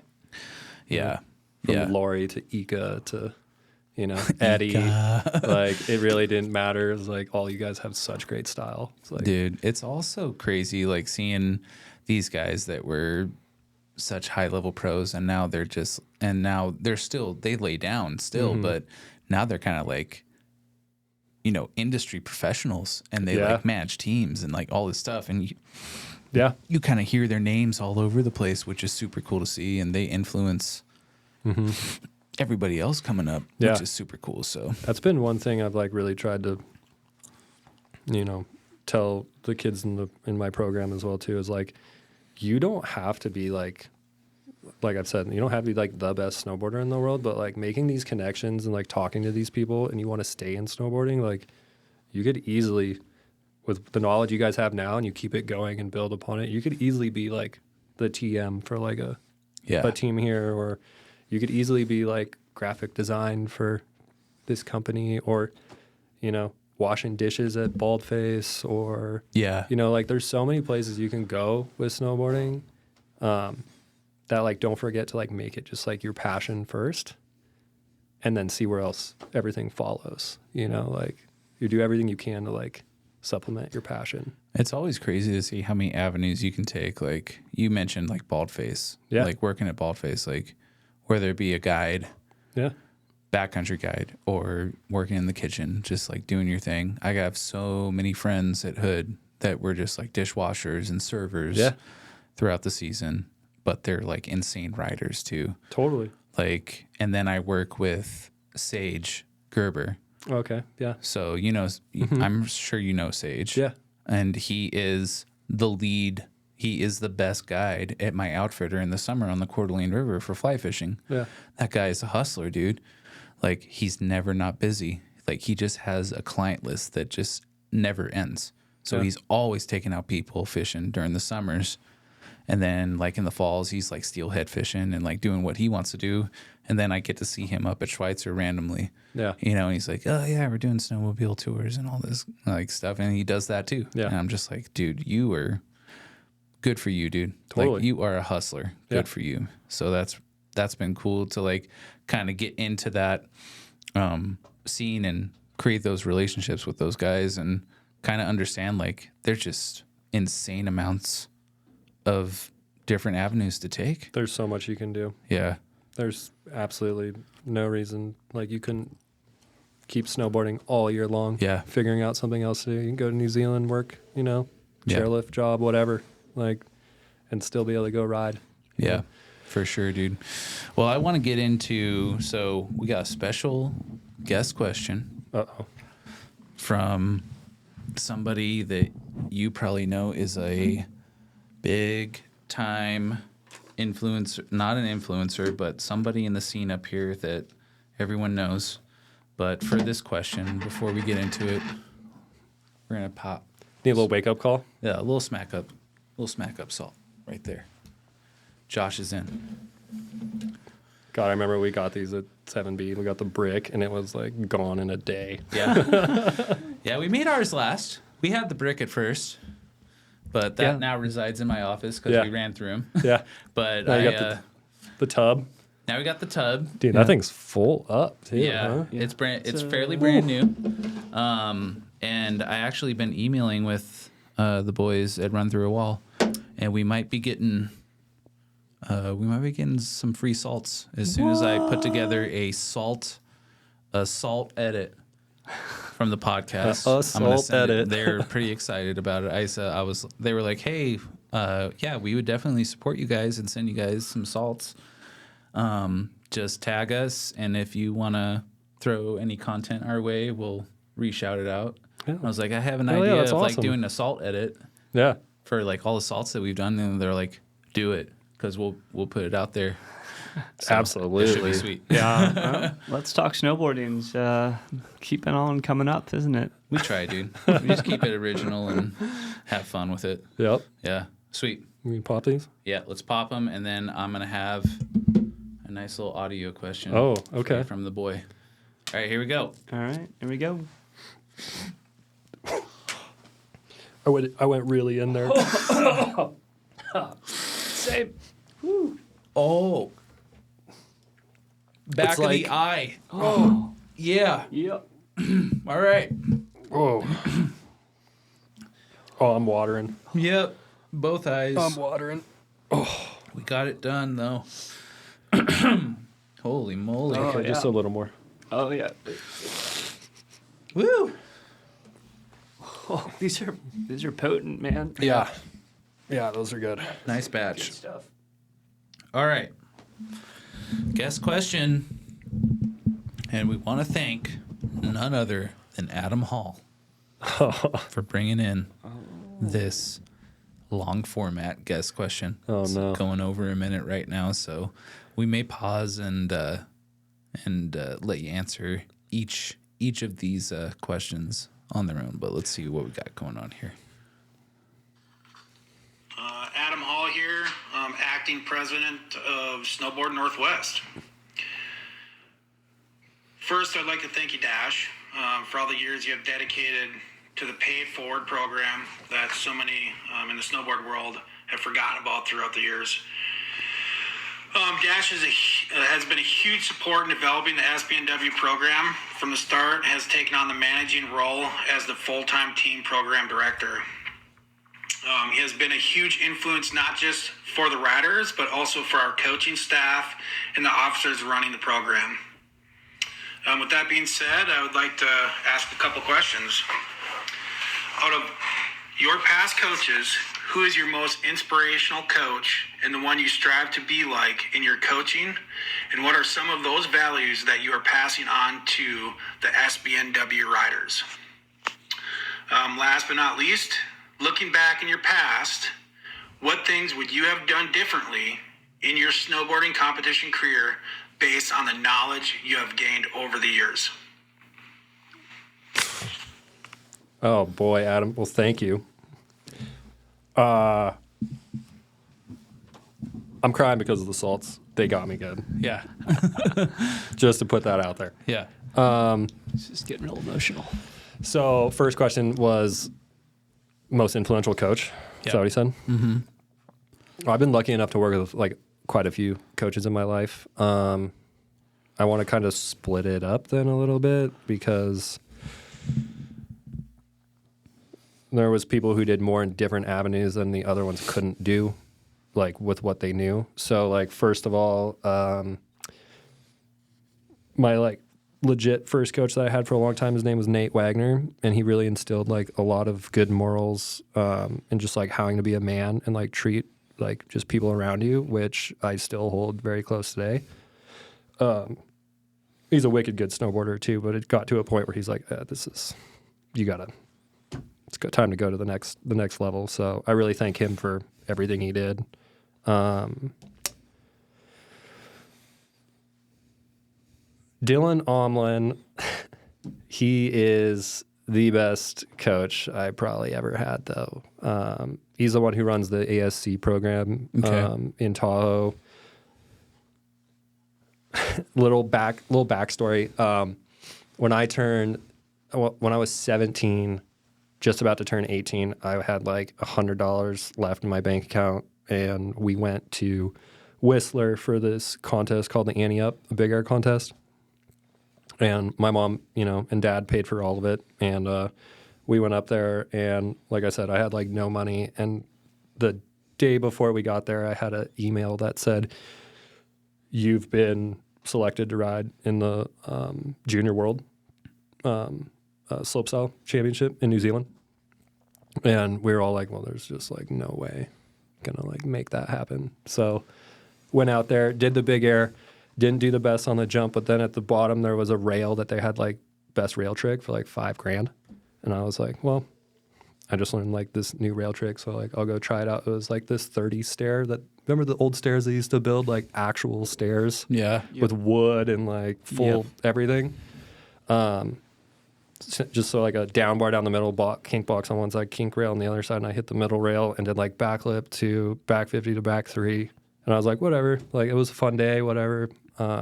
Went to awards and everything. And then they're like, oh, yeah, best rail trick goes to Dash. Like, nice. Here's your $5,000. Like, enjoy it. And once we got back to the States, I deposited the check because it was in Canada. Deposited the check. Bought my ticket to New Zealand that day. A week later, I'm flying to New Zealand. Nice. And Dylan Omlin is who I met down there, and he like brought me in as part of the program, just like for free, pretty much at that point. He had some other kids there, but he's like, "You're going to come stay with us, and we'll do this event." The event went okay. Didn't end up doing like the greatest in the world, but he's like, "I want you to come live at my house in Tahoe this year," and I was like, "Okay, I'll do it. Yeah, let's make that happen." So I lived with Dylan for like 2 years, and he just like is everything that you would embody in snowboarding. He was like, well, if you need money, you can work here, mopping floors at the Auburn Ski Center, right there at Boreal. If you need to get to this contest, we'll like put it on the tab. You can work it off. And he was definitely the guy who like gave me all of the confidence to like snowboard. Yeah. And like keep it going. Yeah. He was the best. Dylan Omlin, for sure. Nice. Thanks for that, Adam. Long-winded answer, but yeah. I like that, dude. Yeah. Then he asked, I think it was if you could do anything differently in your career, what would it be? It would be don't get stuck in the rut of doing the easy stuff you already know how to do. Okay. I really made that mistake, and I really try and tell that to the kids now. I'm like, you guys are young. I understand that other tricks are easier than some harder tricks. But if you really take the time to do those hard tricks now, it's going to pay off later down the line. And I really wish I would have like put more effort into doing the harder tricks first. Nice. You know? Like the switch back sides and like Very cool. the front sides and like all that stuff. I very much got stuck in like a one rotation like type of snowboarding. And I definitely, if I were to go back, I would change that and be more versatile both ways. Yeah. Yeah. Nice. Guys, I want to talk to you about a new sponsor that we have. So, big shout out to our friends at Fine Brewed Cafe in Coeur d'Alene, Idaho. Whether you're gearing up for a powder day or winding down after a long ride, Fine Brewed has you covered with craft coffee, legendary mimosas, and a killer vibe. They're all about fueling adventures, connecting the community, and keeping you caffeinated for whatever the mountain throws your way. So next time you're in town in Coeur d'Alene, stop by Fine Brewed on Sherman Avenue, grab a cup, and keep chasing that stoke. Sweet. So yeah, we were talking about Tahoe. Tahoe. I've met a lot of friends and homies up here that have done that program, basically kind of heading out after high school Yeah. and pursuing that pro snowboarder, lifestyle. Yeah. Down in Tahoe. What was Tahoe like for you, and when did you make the decision to go down there and kind of dive into everything? First of all, Tahoe was like pivotal in my development as like a person for sure. It was kind of forced on me in a way. I really wanted to stay up here. Like really started to like have a good friend group and everything. So it was like really hard to like kind of get away from that. But what the real crux was that, before that, what I was just saying, when I went to New Zealand that same summer, that was the year that I moved out and like down there. But before I went to New Zealand, I got an email from Schweitzer saying that we need to have you and 3 others that we saw a video of come into the office and talk to us.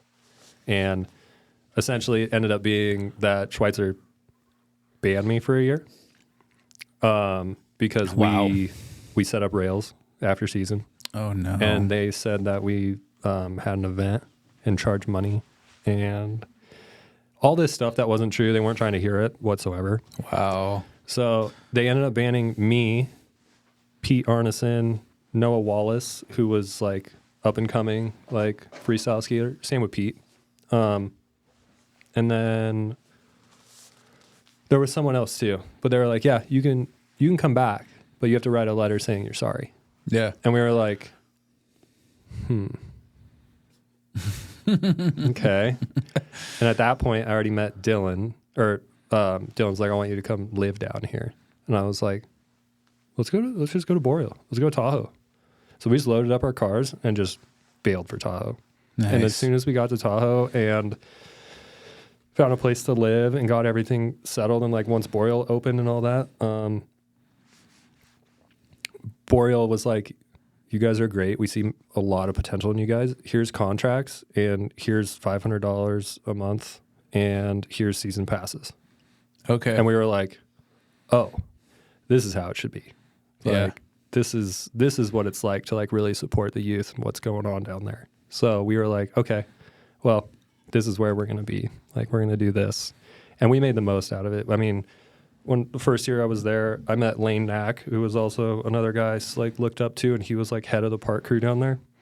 And he was like, hey, if you want to like you're doing your thing, like keep competing, doing all that stuff. Like if you ever need some extra money, like come help us rake and like, fix features at the end of the day or whatever like that. So Tahoe was like a huge part of me growing into the next chapter of my sure. life, and like being without like a parent or anything like that too. Yeah. And realizing that I probably should have learned a little bit more on like how to cook for myself at like a young age. You know, there's like all these things you like start to realize, you're like, man, I should put a little bit more effort into this, you know? Yeah.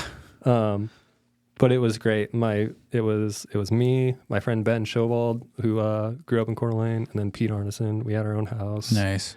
And it was just so much fun. Was it trucky?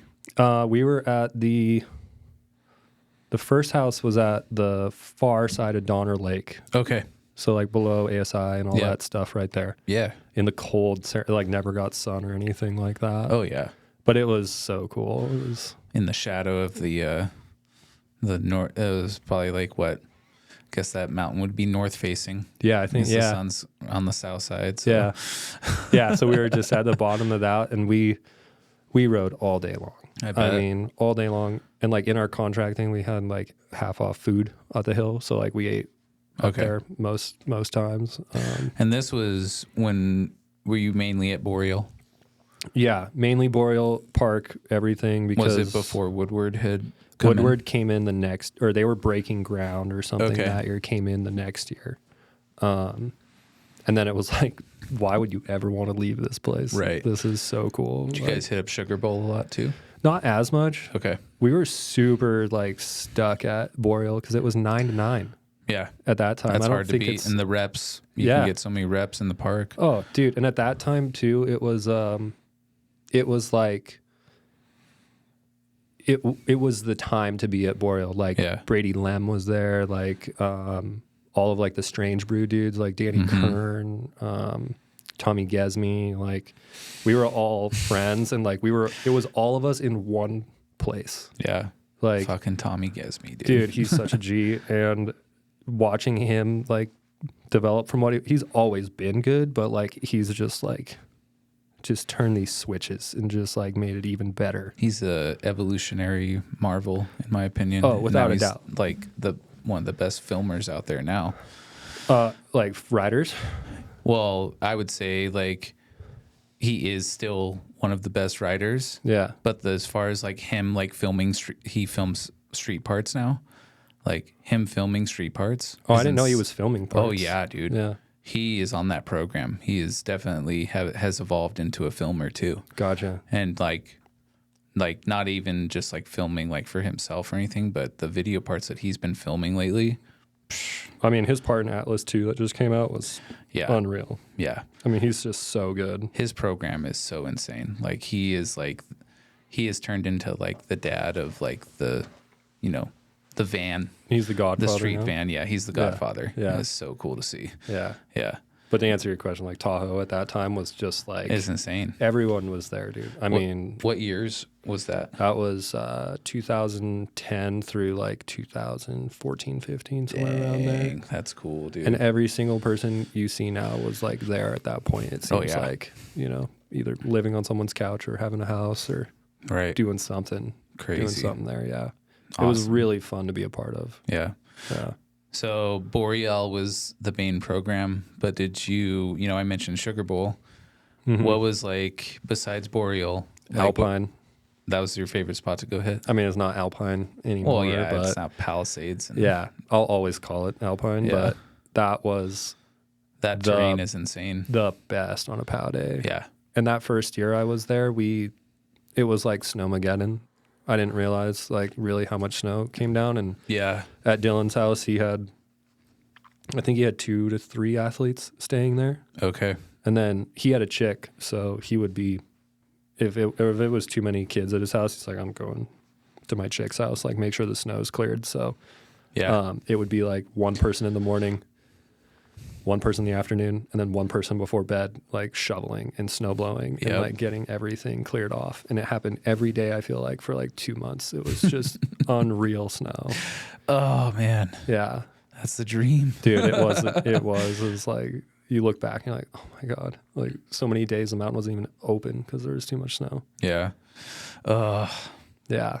I guess I've never really experienced that, honestly. It was unreal. Yeah. I mean, it's a lot.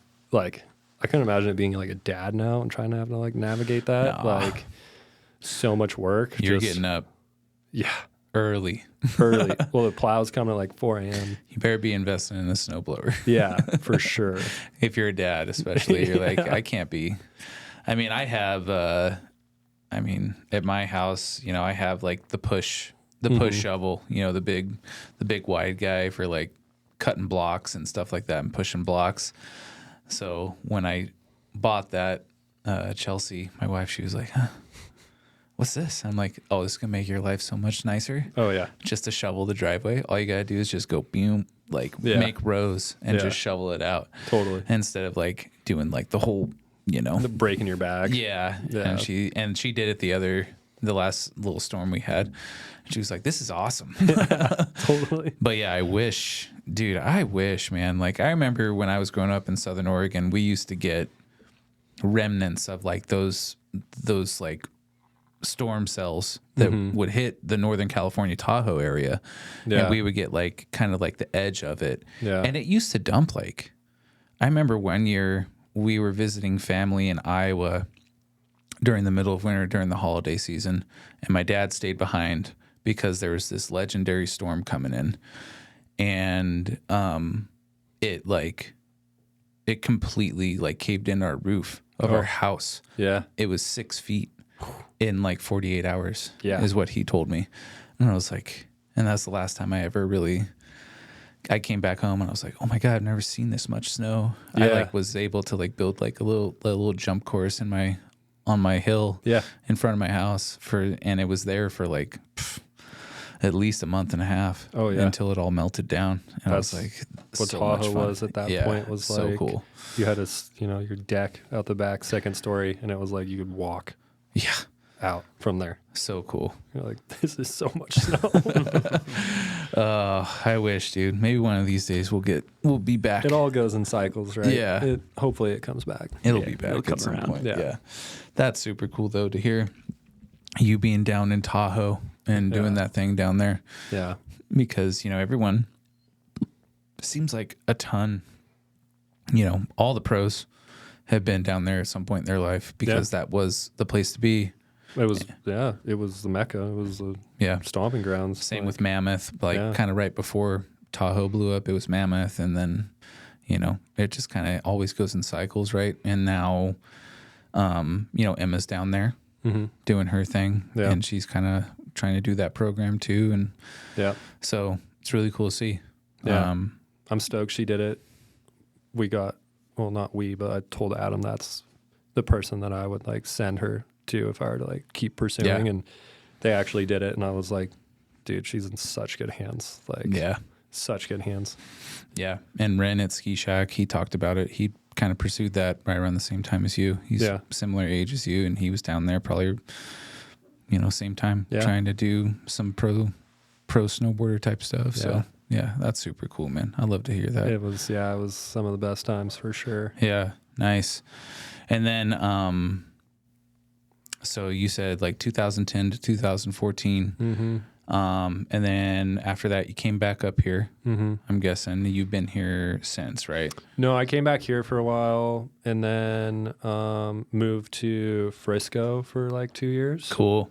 So I was in Frisco for like 2 years riding like Bracken and When that Copper. scene was blowing up too. Okay. Yeah, it was kind of still blowing up. There, I mean, you had all the Colorado riders that were coming up, Yeah. you know, which was cool to see. But even at that point in my career, I was like, oh, I'm the old guy now. Yeah. Looking at all these guys. When I moved to Colorado, that was kind of like the end of my competing days. I was like, Got you. I'm just going to focus on like filming and just riding and having as much fun as I can. Nice. Yeah. And then after that, that was when you came back here, Mhm. and now you've been here since. Yeah.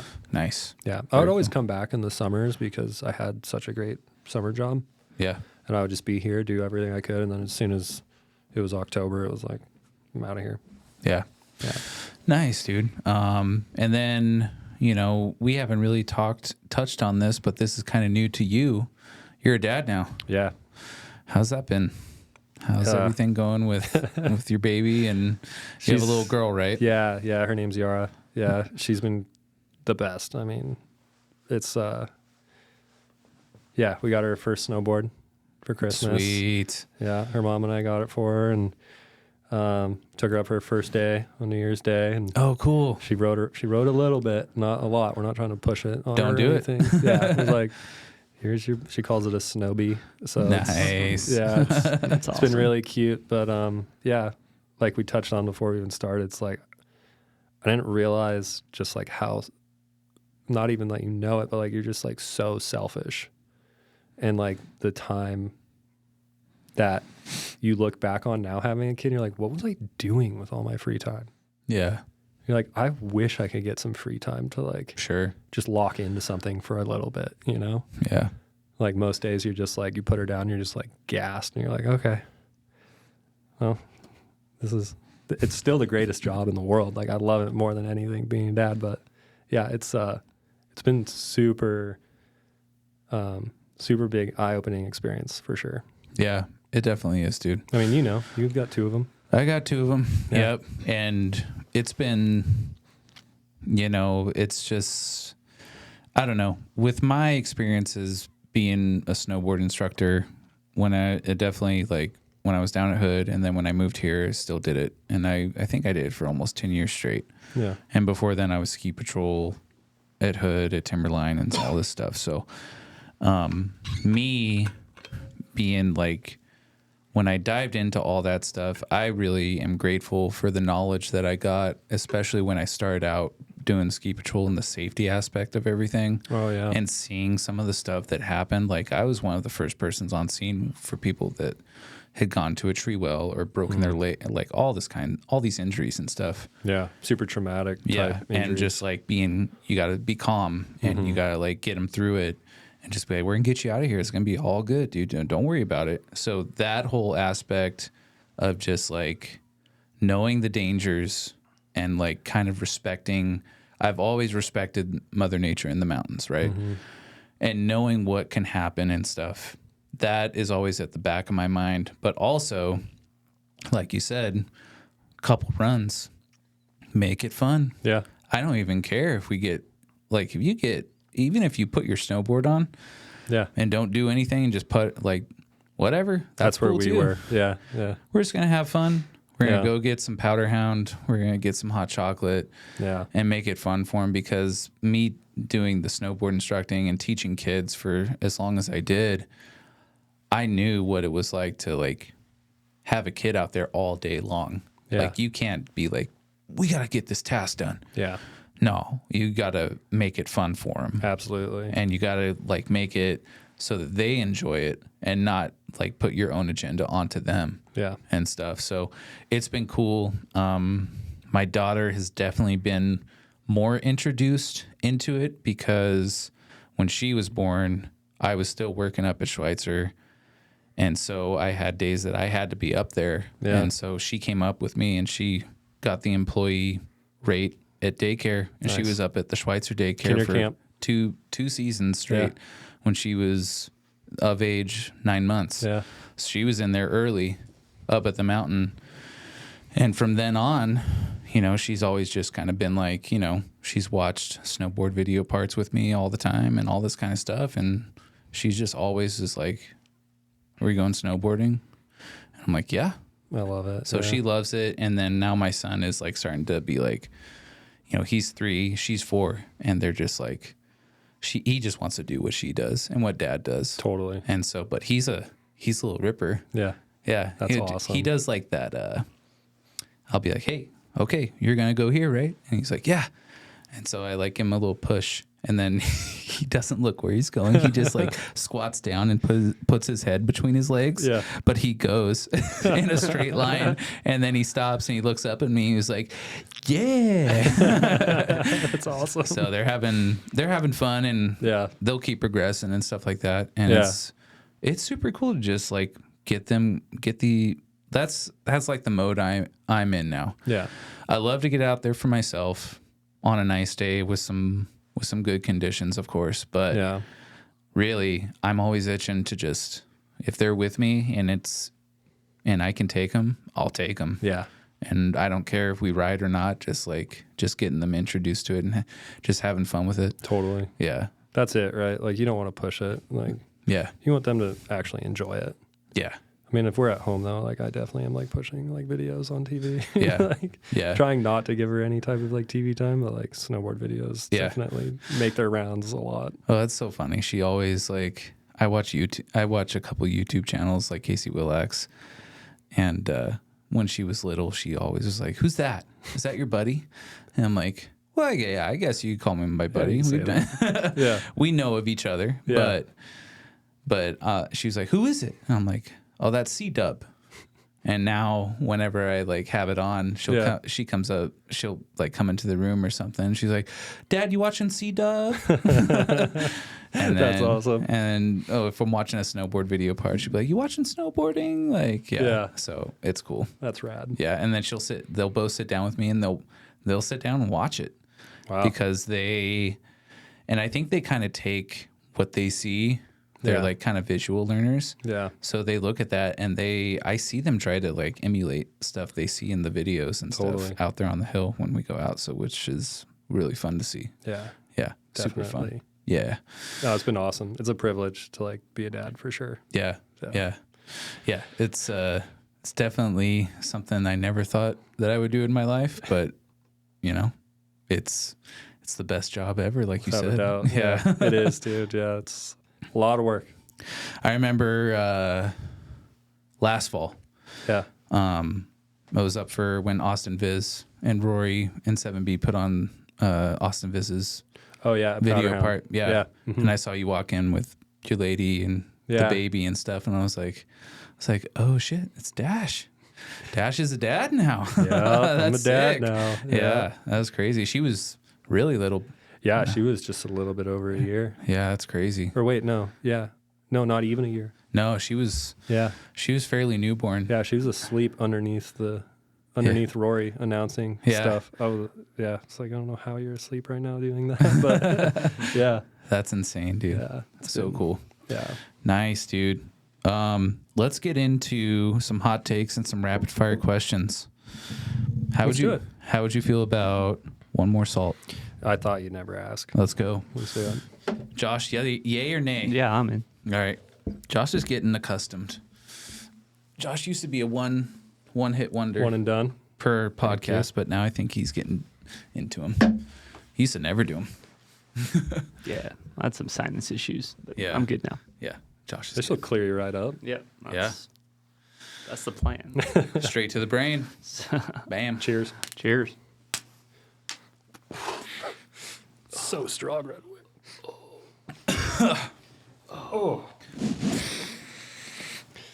I love it though. Oh, yeah. Oh yeah, that's Oh. the stuff. Back of the neck. Ow. Ooh. All right.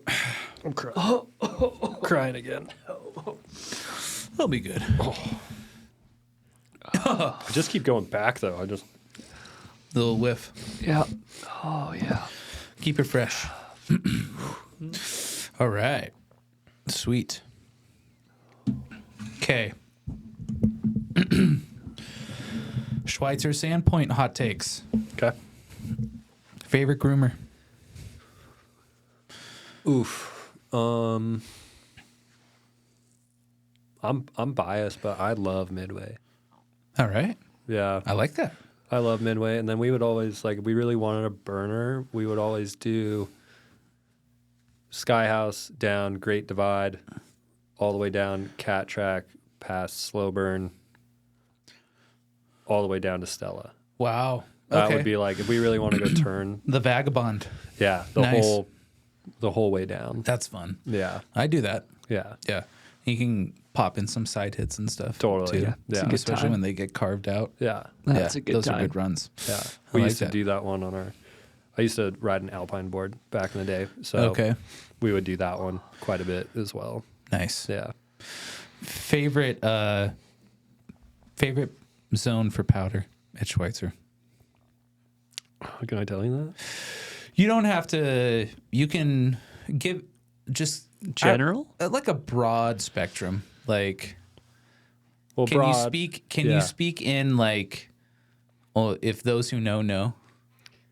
Yeah, I think if you know, like, well, I mean, like, good example was Wednesday. It's like that last storm we had was quick burn down triple, Okay. back at triple, C all the way down. Okay, cool. But then I won't tell you the other ones. Okay. But the other ones, like, definitely get your avalanche gear, get the knowledge, Cool. get the understanding, and then like go outside the gate.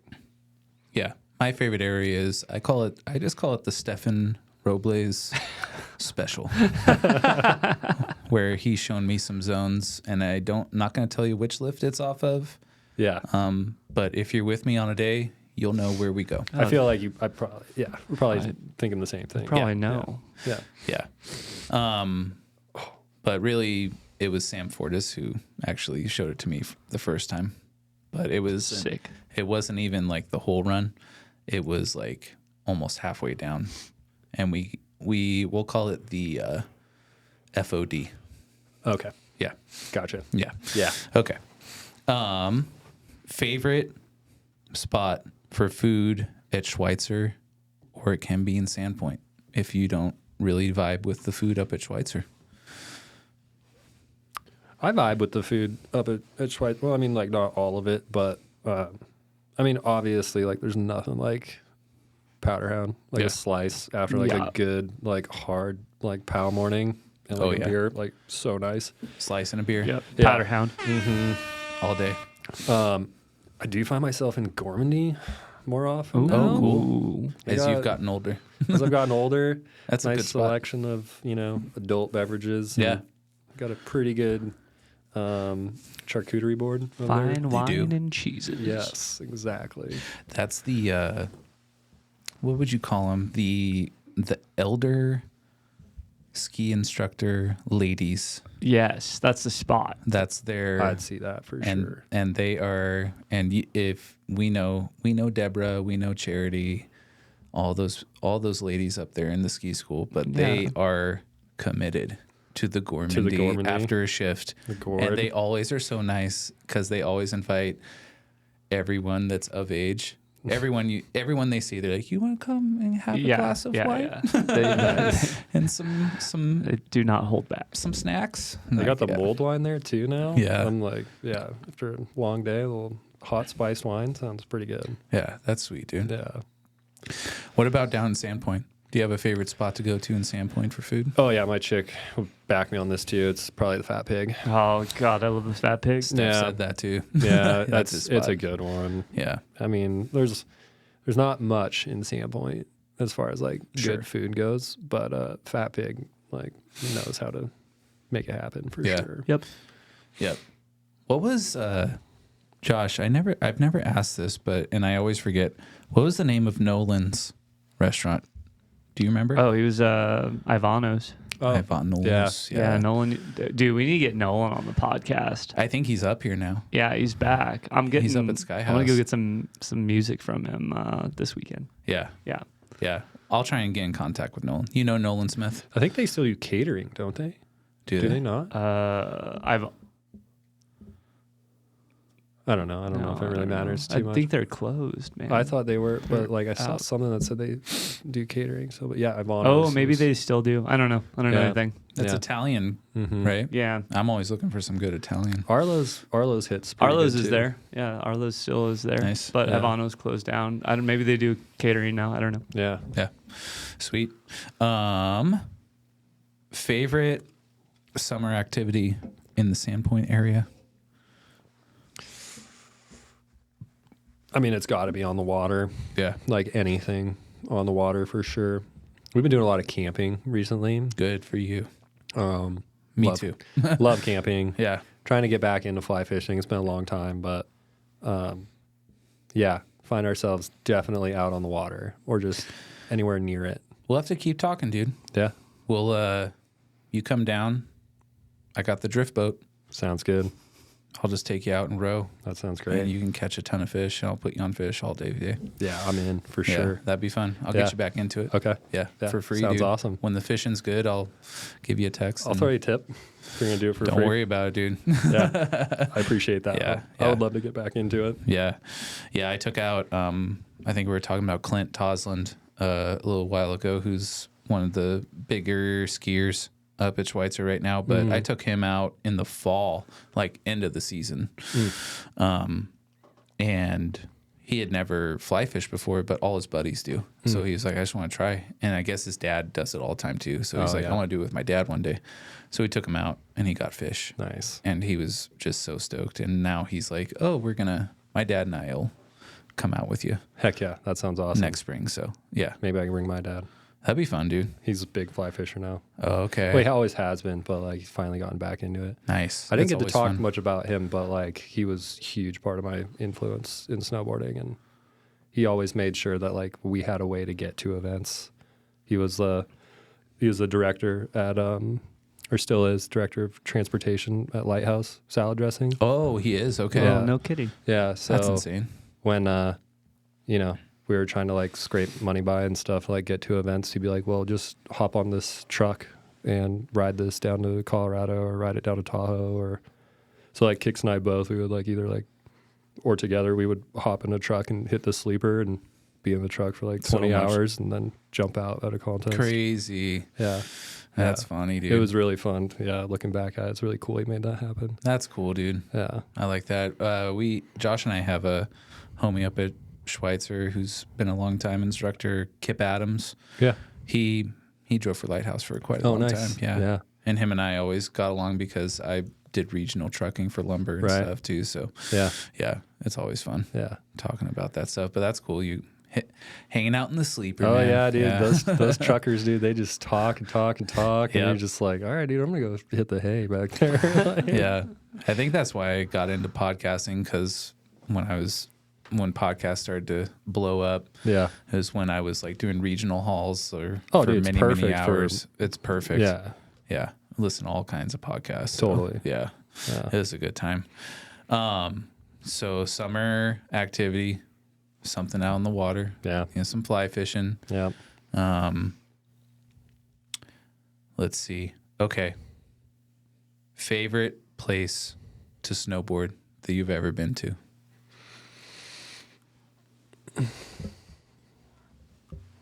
That's so tough. I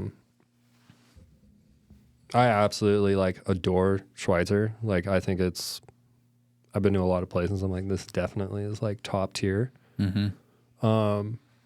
I think Locks though probably is Nice. like one of the sickest mountains I've ever been to. Yeah. I mean, you get tree line, you get glacier, like above tree line, you get, I don't even know how many acres are there, but like you can start in one town, hit two peaks, be in another town type deal. And it's like, yeah. I think you take the bus right back or take the chair or whatever. Like it's unreal. And then the parks there too are just crazy. Yeah. Yeah. Locks Open coming up soon. Yeah. That's going to be fun. Yeah. It's one of my favorites every single year. Yeah. Kix and I tried to do the Locks Open one year and we got qualified and everything. And we flew over there, him and I, and they lost our board bags. Oh, no. Oh, And- devastating. Well, lucky enough, like the park crew there was like super cool. And they're like, here, just like take whatever gear we have. So we had like the terrain park jackets. Like we were like using their gear, and like we ended up not doing very well because our board bags showed up the night before the contest completely soaking wet. So it was like we did practice on like boards that weren't ours, and then we're like, okay, I guess this is just like a wash, huh? Like we can't. Yeah. But like we had so much fun at that mountain. It was so cool. Yeah. It's one of those places it's one of those bucket list items. Got to get there. It's a great place for kids too. Like yeah, definitely. Good old Swiss Alps, Unreal. for sure. Yeah, unreal. The trains, like riding a train from like the airport, just like right to the hill is crazy. Yeah. Yeah. It's kind of, that whole, I mean, the Olympics are coming up, so they're going to be just south of there, you know, in Milan and Cortina and all that area. But, Stubai, Yeah. Locks, Hintertux, all those glaciers up there, just like, I've had homies that have been there. I've seen the videos. It's just like, oh, Yeah, it's just different. that should be crazy. It's so big and vast, and you're just like almost overwhelming. Yeah. Crazy training ground. Yeah. Crazy. Okay, dude. 3 favorite riders of all time. I've said it a couple times. Johan, for sure. Okay. He's one of them. Yeah, David Benedict for sure. One of them. Who's gonna fill out that third spot?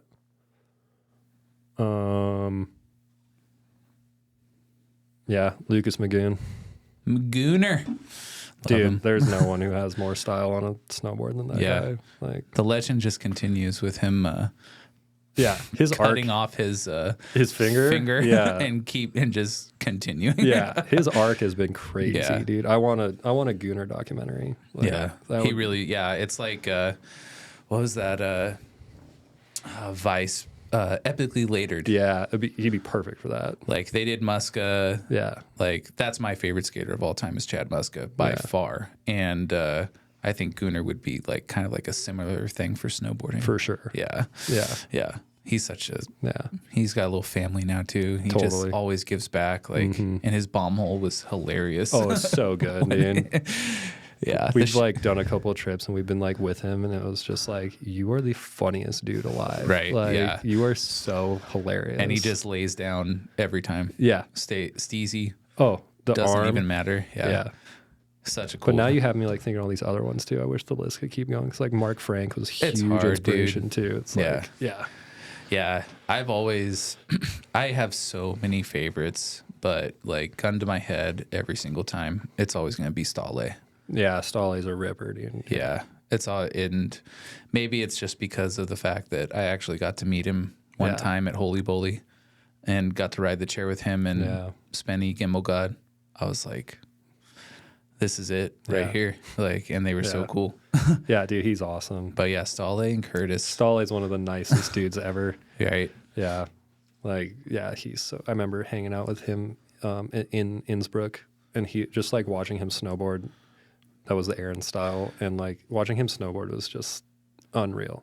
It's like the fundamentals with him are just like, Yeah. it's just like evident. Oh, huge. Well, any like Nord or like Swede or anything, like even like Ulrich, like Bad Shirt, that dude is the nuttiest guy I've ever seen on a snowboard. Yeah. And he can operate on a snowboard with like no sleep at all. Yeah. Yeah. That's awesome, Yeah. dude. Any of those guys, they're just built different. Dude. Yeah. Yeah. I think they get like, once they figure out that's what they want to do, they can get that support behind them from, the country and the government, which is Yeah, that's massive. super nice. But it's just bred in them, Yeah. especially the Scandinavians. Definitely like, Yeah. this is what we do. Like, if you're not going to do something in the winter, you're not going to be having fun. Yeah. They set the because bar it's real always high. snowy. Yeah. Yeah, exactly. Yeah. Okay, perfect day of riding for you. From the moment you wake up to the end of the night, what are you gonna be doing? Who's Perfect day. Huh? yeah, like what's the program in the morning? And where are you gonna be going? And like just take us through a day. Perfect day. If I were to just build it, Yeah. it would be crazy. But like if I could catch POW all morning long with the homies, take the 2-3 hour break, whatever, Yeah. and then go hit Boreal until 9 o'clock at night. Okay.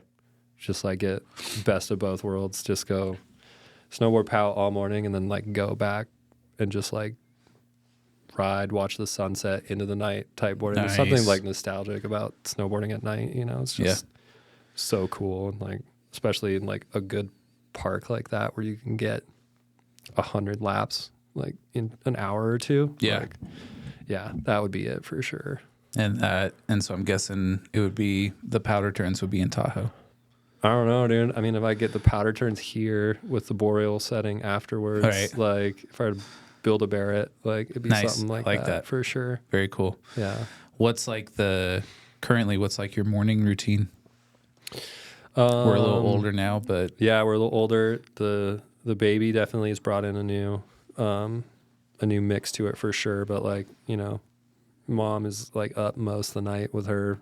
So I usually take baby early in the morning, wake up, get stuff ready to go for the day. If it's like breakfast or like clean up and get all my stuff ready and let mom sleep a little. And then Yeah, out the house usually by like 8, Nice. and then up the hill. Try and get there a little bit before Yeah, opening. yeah. I'm a big bus guy now, though. I used to like drive my car up all the time, but Red Barn. yeah, now it just kind of makes sense. Like if I could leave the house at 8, get there for an 8:30 bus, and like get up there by 9, Yeah. don't have to worry about all the nonsense with the traffic. Like, You doing any stretching, coffee, anything like that? oh yeah. I usually hit my stretches at night, Nice. but I'll do a little stretch in the morning. I do like they're called cars, so like open up all the joints. Cool. Yeah, a lot of water though before coffee. Always get the water in before coffee. Yeah, I'm like usually trying to get like anywhere from like 16 to 24 ounces of water before I drink any nice. coffee. Yeah. Yeah. Yeah, I have a I have a rule. I'm a little bit more. I do 32. My Nalgene. Yeah. No, it's a good one. Immediately. Yeah.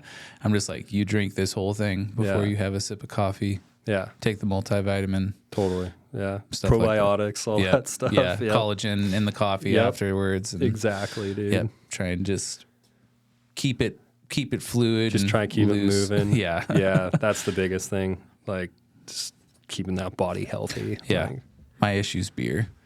I always love my beer. yeah, me too. Yeah, I do as well. But Yeah. I've been really trying to like not during the week. Replace it with something else. Yeah. Yeah. Just like really be like, all right, well, if you want to keep drinking beer, like take a little break during the week, weekend drinks. Yeah. That's a good program. Yeah, it saves the wallet too. you Yeah. know? Yeah, Like, for sure. Yeah. Yeah. With our culture and everything in snowboarding, it's Yeah. always tough. Like, want to go get beers with the boys after a nice Totally. powder day. Totally, dude. You're like, Yeah. oh yeah, 12 o'clock. But then you're like, oh yeah, I got kids. Little poochie stop, you Yeah. know? Yeah, totally. Yeah. Yeah, for sure. What's the current board setup right now? It depends on the day, but I'm riding the ATV right now by Nice. Sims. Yeah. Nice. Yeah, 161 wide. Okay. Mm-hmm. Bindings, unions. Yeah, on this one, I got the Beyond Metal ones. So it's the Atlas base with, Foreman's going to kill me since I forgot what the high back is, but it's like a mix of 3 different bindings and all the best Nice. parts off of them. Very cool. Yeah. Like a Frankenstein in there. Yeah. Very cool. Yeah. So a little softer high back, stiffer base plate and chassis, and then super soft straps. Nice. You messing with angles or you keep them? I change them constantly. Really? Okay. Mm-hmm. Nice. I like that. Yeah. All right. So, Yeah. I I think right now I'm at 21 in the front and then like 9 in the back. Cool. Or 6. I can't remember. Nice. Yeah. Very cool. And edges, just leave them as I is? just leave them as is. Nice. Yeah. How often are you waxing that bad boy? Well, before baby came along, I was like wax every other day Wow. or every day if possible, especially when I was putting a lot of time in at the shop. In 7B, I would just like go put a quick base wax on and some structure. And yeah, I'm a big believer in like keeping your base hydrated. Yeah. So like the more you do it, like the less you really have to worry about anything. And having constant speed is better than having no speed at all. Yeah. So Nice. yeah, I like it. yeah. Very good. Try to keep it as hydrated as possible, but And now it's just kind of when it's allowed, you yeah. get in there. I'm like, okay, it's 3 days. Like I need to go wax Yeah. this thing. Yep. Like Yep. yeah. Very cool. I like it. Yeah, this board for park, all mountain, everything like inbounds, and then I ride the macro dose in POW, Cool. like, on the sled or anything like that. Nice. Yeah, And as far as like your waxing venue, are you still going to 7B to wax up, Yeah. or you got stuff at the house? Okay. no, I go to 7B to do it all. Very cool. It's fun to just go in and like hang with the boys. you Hang know, with the and- boys, wax it up, Yeah, talk to Rory and Exactly. everybody in there. yeah. Very cool. Get plugged back into Sick. the social pipeline for a I little like bit. it. I like it, man. What's been the best experience in your career? Whether it be a place you've gone to or an event that you had a good result or whatever, coaching, whatever you think is the best. You know, honestly, I'm really like overwhelmed with all the support and the love I've been getting from like you know, all the people in Snowboard Northwest, and then also all the parents and stuff too. It really makes me like I'm fulfilling like what I'm supposed to be doing in this lifetime, like helping these kids. Like contests and all that stuff were great, but like I definitely get like a lot more joy out of helping and coaching and like helping these kids reach their goals, or like helping being influence for them. So, yeah, I would say like, yeah, being a coach so far has been like probably one of the best things out of snowboarding. Yeah. Everything else really felt like a quick hit, like doing well at a contest just to like have to go to another contest, and then not doing well there, and then, you know, just like the up and down of all that and the constant travel and stuff was a lot. You like started to find yourself like getting burnt out super bad. But with coaching, I like find myself like wanting to be like on hill and snowboarding and helping as much as possible. Yeah. So Take us into like just a little bit of coaching. Are you doing a lot of like filming and analysis of like movement and stuff, or there is. Okay. There is. You know, it's really fun right now, like being able to like still like ride and like show an example of something. Cool. That's been like super fun. Then we can like all build off of that together and like have like a fun moment of like, well, you know, like I'm the 33-year-old dude still doing it. Like, Yeah. come on, you guys are 17. You can do this. Like, Sure. you know, that's been like super fun. But as far as coaching goes, it's really like a lot more managing like expectations. And for these kids, they're already so good that it's really like getting to them and like really talking to like who they are as a person. I mean, like, yo, dude, you're doing great, but like you could be doing so much better. Like, don't let this be like your stopping point. Like, we can still tune this, you know, we can like tweak this. Yeah.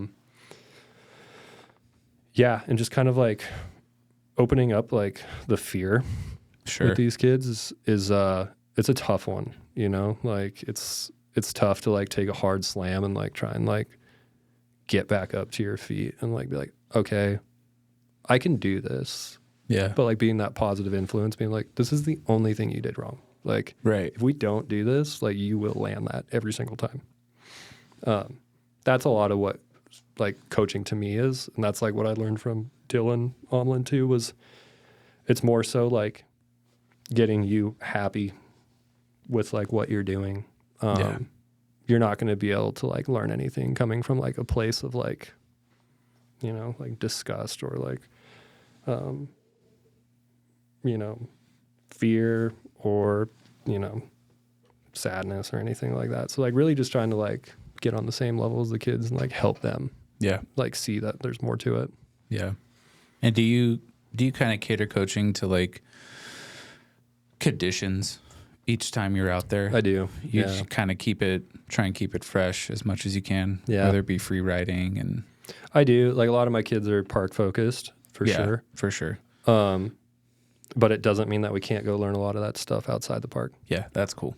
Yeah. I've always kind of, whenever I've heard, you know, anything from like those bachelor locals, the Ben locals and stuff like that, those guys that can just ride everything. Yeah. And their coaches always kind of had that same program. Like, we're just going to go ride the mountain today. Yeah. And you can learn so much just from being out there. It's so true. Yeah. And of course, like the reps in the park matter. Yeah. And to get onto the steel and get into the air and feel that, but also like just riding, dude. I think that goes back to what we were saying earlier. Like, you know, you only had like really like two ways of going in snowboarding, and nowadays you can do anything. Like you can be your own, you can sell yourself as whoever you are in snowboarding. So if it's, you can go throw down like a sick back nine in the park, and then you can go out to the, you know, backcountry, or you can go out into the woods and like go throw another like sick back nine or like front seven or anything like that. Yeah. Like being like very like Swiss Army knife for me is a huge deal. Like it all starts with the basics, like what you guys, you know, taught. Like it all is edge control. It is all like it's all expecting like unexpected. So like, you know, constantly being ready for what's coming. That's that's where I think a lot of these kids are at now too. Nice. It's like trying to figure that out, you know, not Yeah. just being a park rat. Yeah. You can go out and ride POW all day long, dude. Make it Yeah. look good. Who's like an underrated rider we should keep an eye on coming up right now? Around here? Yeah. Dude, they're all pretty well in the limelight right now, I feel like. That's true. But we got some good kids in the like 6 to 10 range right now. I'm not going to drop their names yet, but there's a handful of kids that are like really good in the program that are, Okay. 6 like to 10, 6 to 12, somewhere around there. Nice. Keep an eye out for sure. Yeah. As far as like maybe somebody that you gravitate towards that isn't local, that's underrated, who would you mention? Doesn't have to be a young one, but just somebody that doesn't really get the shine that's just you've always thought was like sick. I feel like it's kind of played now, but I always have felt this way. But like Halico Strang was like the best on any type of board. And we used to compete together in a lot of stuff. And then he just kind of like disappeared. Yeah. But like he just like posts these random clips online. You're like, that's like better than most people's enders, Yeah. you know, like, and it's just like him cruising, Nice. you know? I like it. Yeah. I think he's probably definitely up there for sure. But Nice. What's your bucket list backcountry trip, all-time conditions, someplace you've never been to? I mean, I've always wanted to go to Japan. Okay. Never been. I like it. Yeah. Never been. Always wanted Oh. to go with the homies. Like, Let's go. yeah, go get some sushi, some like sauna, Some like 7-Eleven. exactly. grub. Yeah. Nice. Go hit the hill, dude. Like it always just looks Yeah. so good. You been to Baldface? I haven't. Oh, I've been to a few operations up we gotta there. get you there, man. I would love to. I got an in now, Nice. so that'll be nice. If there's spots open, Yeah, I'm gonna hit up the homies. I would love to go. Yeah, I've been That's to a like- lot of cool ones up there, but yeah, Baldface is one I haven't. like the Baldface. You Yeah. know what I'm saying? Like the Craig Kelly, yeah, cross sword. Mhm. Yeah, that'd be so sick. yeah. You know, he did a lot at Schweitzer too back in the day. Yeah. We were talking about Pete Alport, Yeah, Poor Boys Productions, yeah, back in the day. You Yeah. know, so Mhm. yeah, that's something that we didn't really dive in on, but yeah.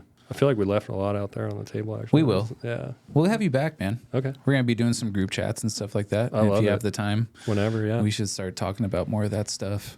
But Yeah. yeah, Pete was a big part of those early days, those big parks that they used to build up at Schweitzer. Yeah, I remember. And he always talks about coming back. He hasn't Yeah. been back in like many years. That'd be rad to have him back. Now he does super cool shit in Bend, like Yeah. building like the street contests and stuff they have down there and all this crazy stuff. So what's currently the worst trend in snowboarding? I can't get behind the Aladdin pant, dude. Yeah. I just can't, dude. Another one. Like, I don't get it. Yeah, that's been like the answer. Like, Lately. I just don't get it. I saw some of those the other week. Kids are flapping in the breeze, Oh my man. gosh, dude. It's like a windsock at an airport. Dude. It's like, yeah. it's Yeah, like- it was funny. Okay. And then it starts to get into like their casual wear now too, I where they just know. got like the baggiest stuff. Dude, being like, at like 7, being This like, is like watching. early '90s again. Yeah. Yeah, you see these kids come in, you're like, are those Jankos? Yeah. You're like, they're like, what? It's like crop top. I mean, I'm all for fashion. Like, I love everything people do, but like the big, bulky, like glad bag. Yeah. I just can't get behind Yeah. it, dude. Yeah, I gave. I've mentioned it before, but I've been given Z shit on that. But he's dialed it back this season. He has. He's Yeah. worked on his kit a lot. And He I love has, it. and Yeah. I like to see it. Like, Yeah. I remember here, like he had the big pants and the Hawaiian shirt. Yeah. And now it's just like a thing. Like that's his brand. Yeah. And now he just has like the Steezy kit. Yeah. Which is cool to see. Oh, it's great. Love yeah. Static, dude. Yeah, we talked about that a little bit, but like, I think he finally made the choice himself. That's one of the kids that I've always been in the back of my mind. I'm like, this kid deserves like all the stuff that he gets because he's such a humble homie. Well, that's what I told him too. Though. I'm like, if you want, like, you are really good. Like, people will want you to wear their stuff, but like, they're not gonna want you to wear a Hawaiian shirt over the top. Yeah, they're going to see what you're wearing, dude. Just take your name and it doesn't matter. I love the Hawaiian aspect though, and he's like, rock it in the spring. He's like, you know what? I'll do like Hawaiian thing on my helmet, and I'm like, I think that's great. Yeah, that's awesome. Just an ode to the start of your whole Instagram page. Yeah, totally. Yeah, he's the man. Love Z. No, he's such a good kid. And, such a good snowboarder too. That whole family is sick. Yeah, the Robles and the Steffens just love everything that they do. All right, rapid fire before we close this thing out. Yeah, pants or bibs? Pants. Goggles or glasses? That's tough. I'll go goggles, but like there's nothing like a day where you're like sunny and you're just ripping glasses or. Okay, if you're rocking goggles, are they over or under your helmet? I don't rock a helmet, so they're over the beanie. Nice. Gloves or mittens? Been getting back into finger gloves. So cool. Yeah. A little bit more dexterity for. Yeah, it helps a lot on the snowmobile too. Yeah. You know, like having that. Oh, we didn't even talk about backcountry stuff. Yeah. Jeez. Yeah. That's been something you've been getting into lately. I've been seeing your clips. So. I've been out there for a long time now and doing a lot of work with IPAC as well. Donating a lot of time to them and helping people with avalanche education. So great. I love to hear that, man. Yeah. That's something I want to get into too. So one of these days I'll get out there. Yeah. Boa or laces? Boa. POW or slush? POW. Earbuds? You rocking earbuds when you're free riding? Only in the park on a sunny day. Okay. When you do have the earbuds in, what's banging? Oh, big hip hop, dude. Nice. Big hip hop guy. I love the intro and the outro. I was like on the show here. Oh, here. Like, yeah. Oh, thank you. Yeah, we like it. Yeah, it's like, sounds a little old Wu-Tangy. Yeah. Yeah. Mm-hmm. Yeah. I worked hard on those. Yeah. Oh, good. You made them. I did. Yeah. Oh, they're great. Yeah. Everything that you hear on the podcast is everything from. It's all Josh and I. Gotcha. No, I liked it a lot. End, so yeah. I'm working on a new one though because I have learned from the Potato Boys that you can use real music in all your content, just as long as you don't care about getting monetized on YouTube. Yeah. So I could put on any kind of song I want to on the intro and the outro. So might be a new intro outro coming for end of the season or next. So it's gonna be sweet with some real Wu-Tang or Outkast or something like that. I mean, you got a good thing going now, but yeah, I mean, who doesn't want to hear some Wu-Tang? Yeah, always. Yeah, we'll incorporate some stuff. What's your favorite video part of all time?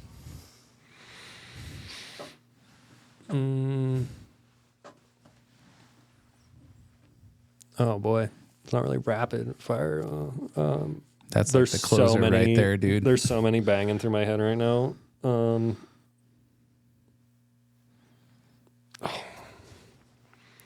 That opening David Benedict and Lame was probably like the ultimate for me as a kid. Great. And Arrow's part in Double Decade, that was pretty nuts too. Love it, dude. Yeah. Nice. Well, thanks, Dash. Appreciate that, man. Thank you. Anybody you want to shout out or thank from, friends, family, Boardshop, anything like that? Yeah, I'm probably going to forget some people, but, shout out to, my chick Alyssa, like, and our little baby Yara. It's been just like the greatest ever. Shout out to my parents. Like, wouldn't be able to do any of this without you guys. Everyone at 7B, Foreman, Gorda, Stu, Rory, Owen. You work there now too, so you too. Yeah. Everyone at Snowboard Northwest. The list could go on. So like, nice. Just know I think about all you guys. So thank you very much. Very cool, man. Yeah. Well, we're gonna throw a bow on this thing, and we're gonna let you take us out of the podcast. Oh, shoot. Sign us off, dude. Okay. What is your usual sign off? What does that kind of go like? It can be anything you want to say, like, hey, thanks for listening. This has been whatever. Okay. Yeah, let's talk Appreciate you. snowboarding. Thanks for listening if you guys made it this far through the podcast. And thank you guys for giving, the people who might not get a voice around here a little bit of a platform. And hopefully we get some snow. Thanks for listening. Yeah. Sweet. Well, thank you again, Dash, for coming down and Appreciate spending time it, with us. It was so much fun, and it was good to get to know you. And yeah, that was awesome, dude. Same. Thanks you again, bro. Appreciate it. Nice. Thanks, Josh. Yeah.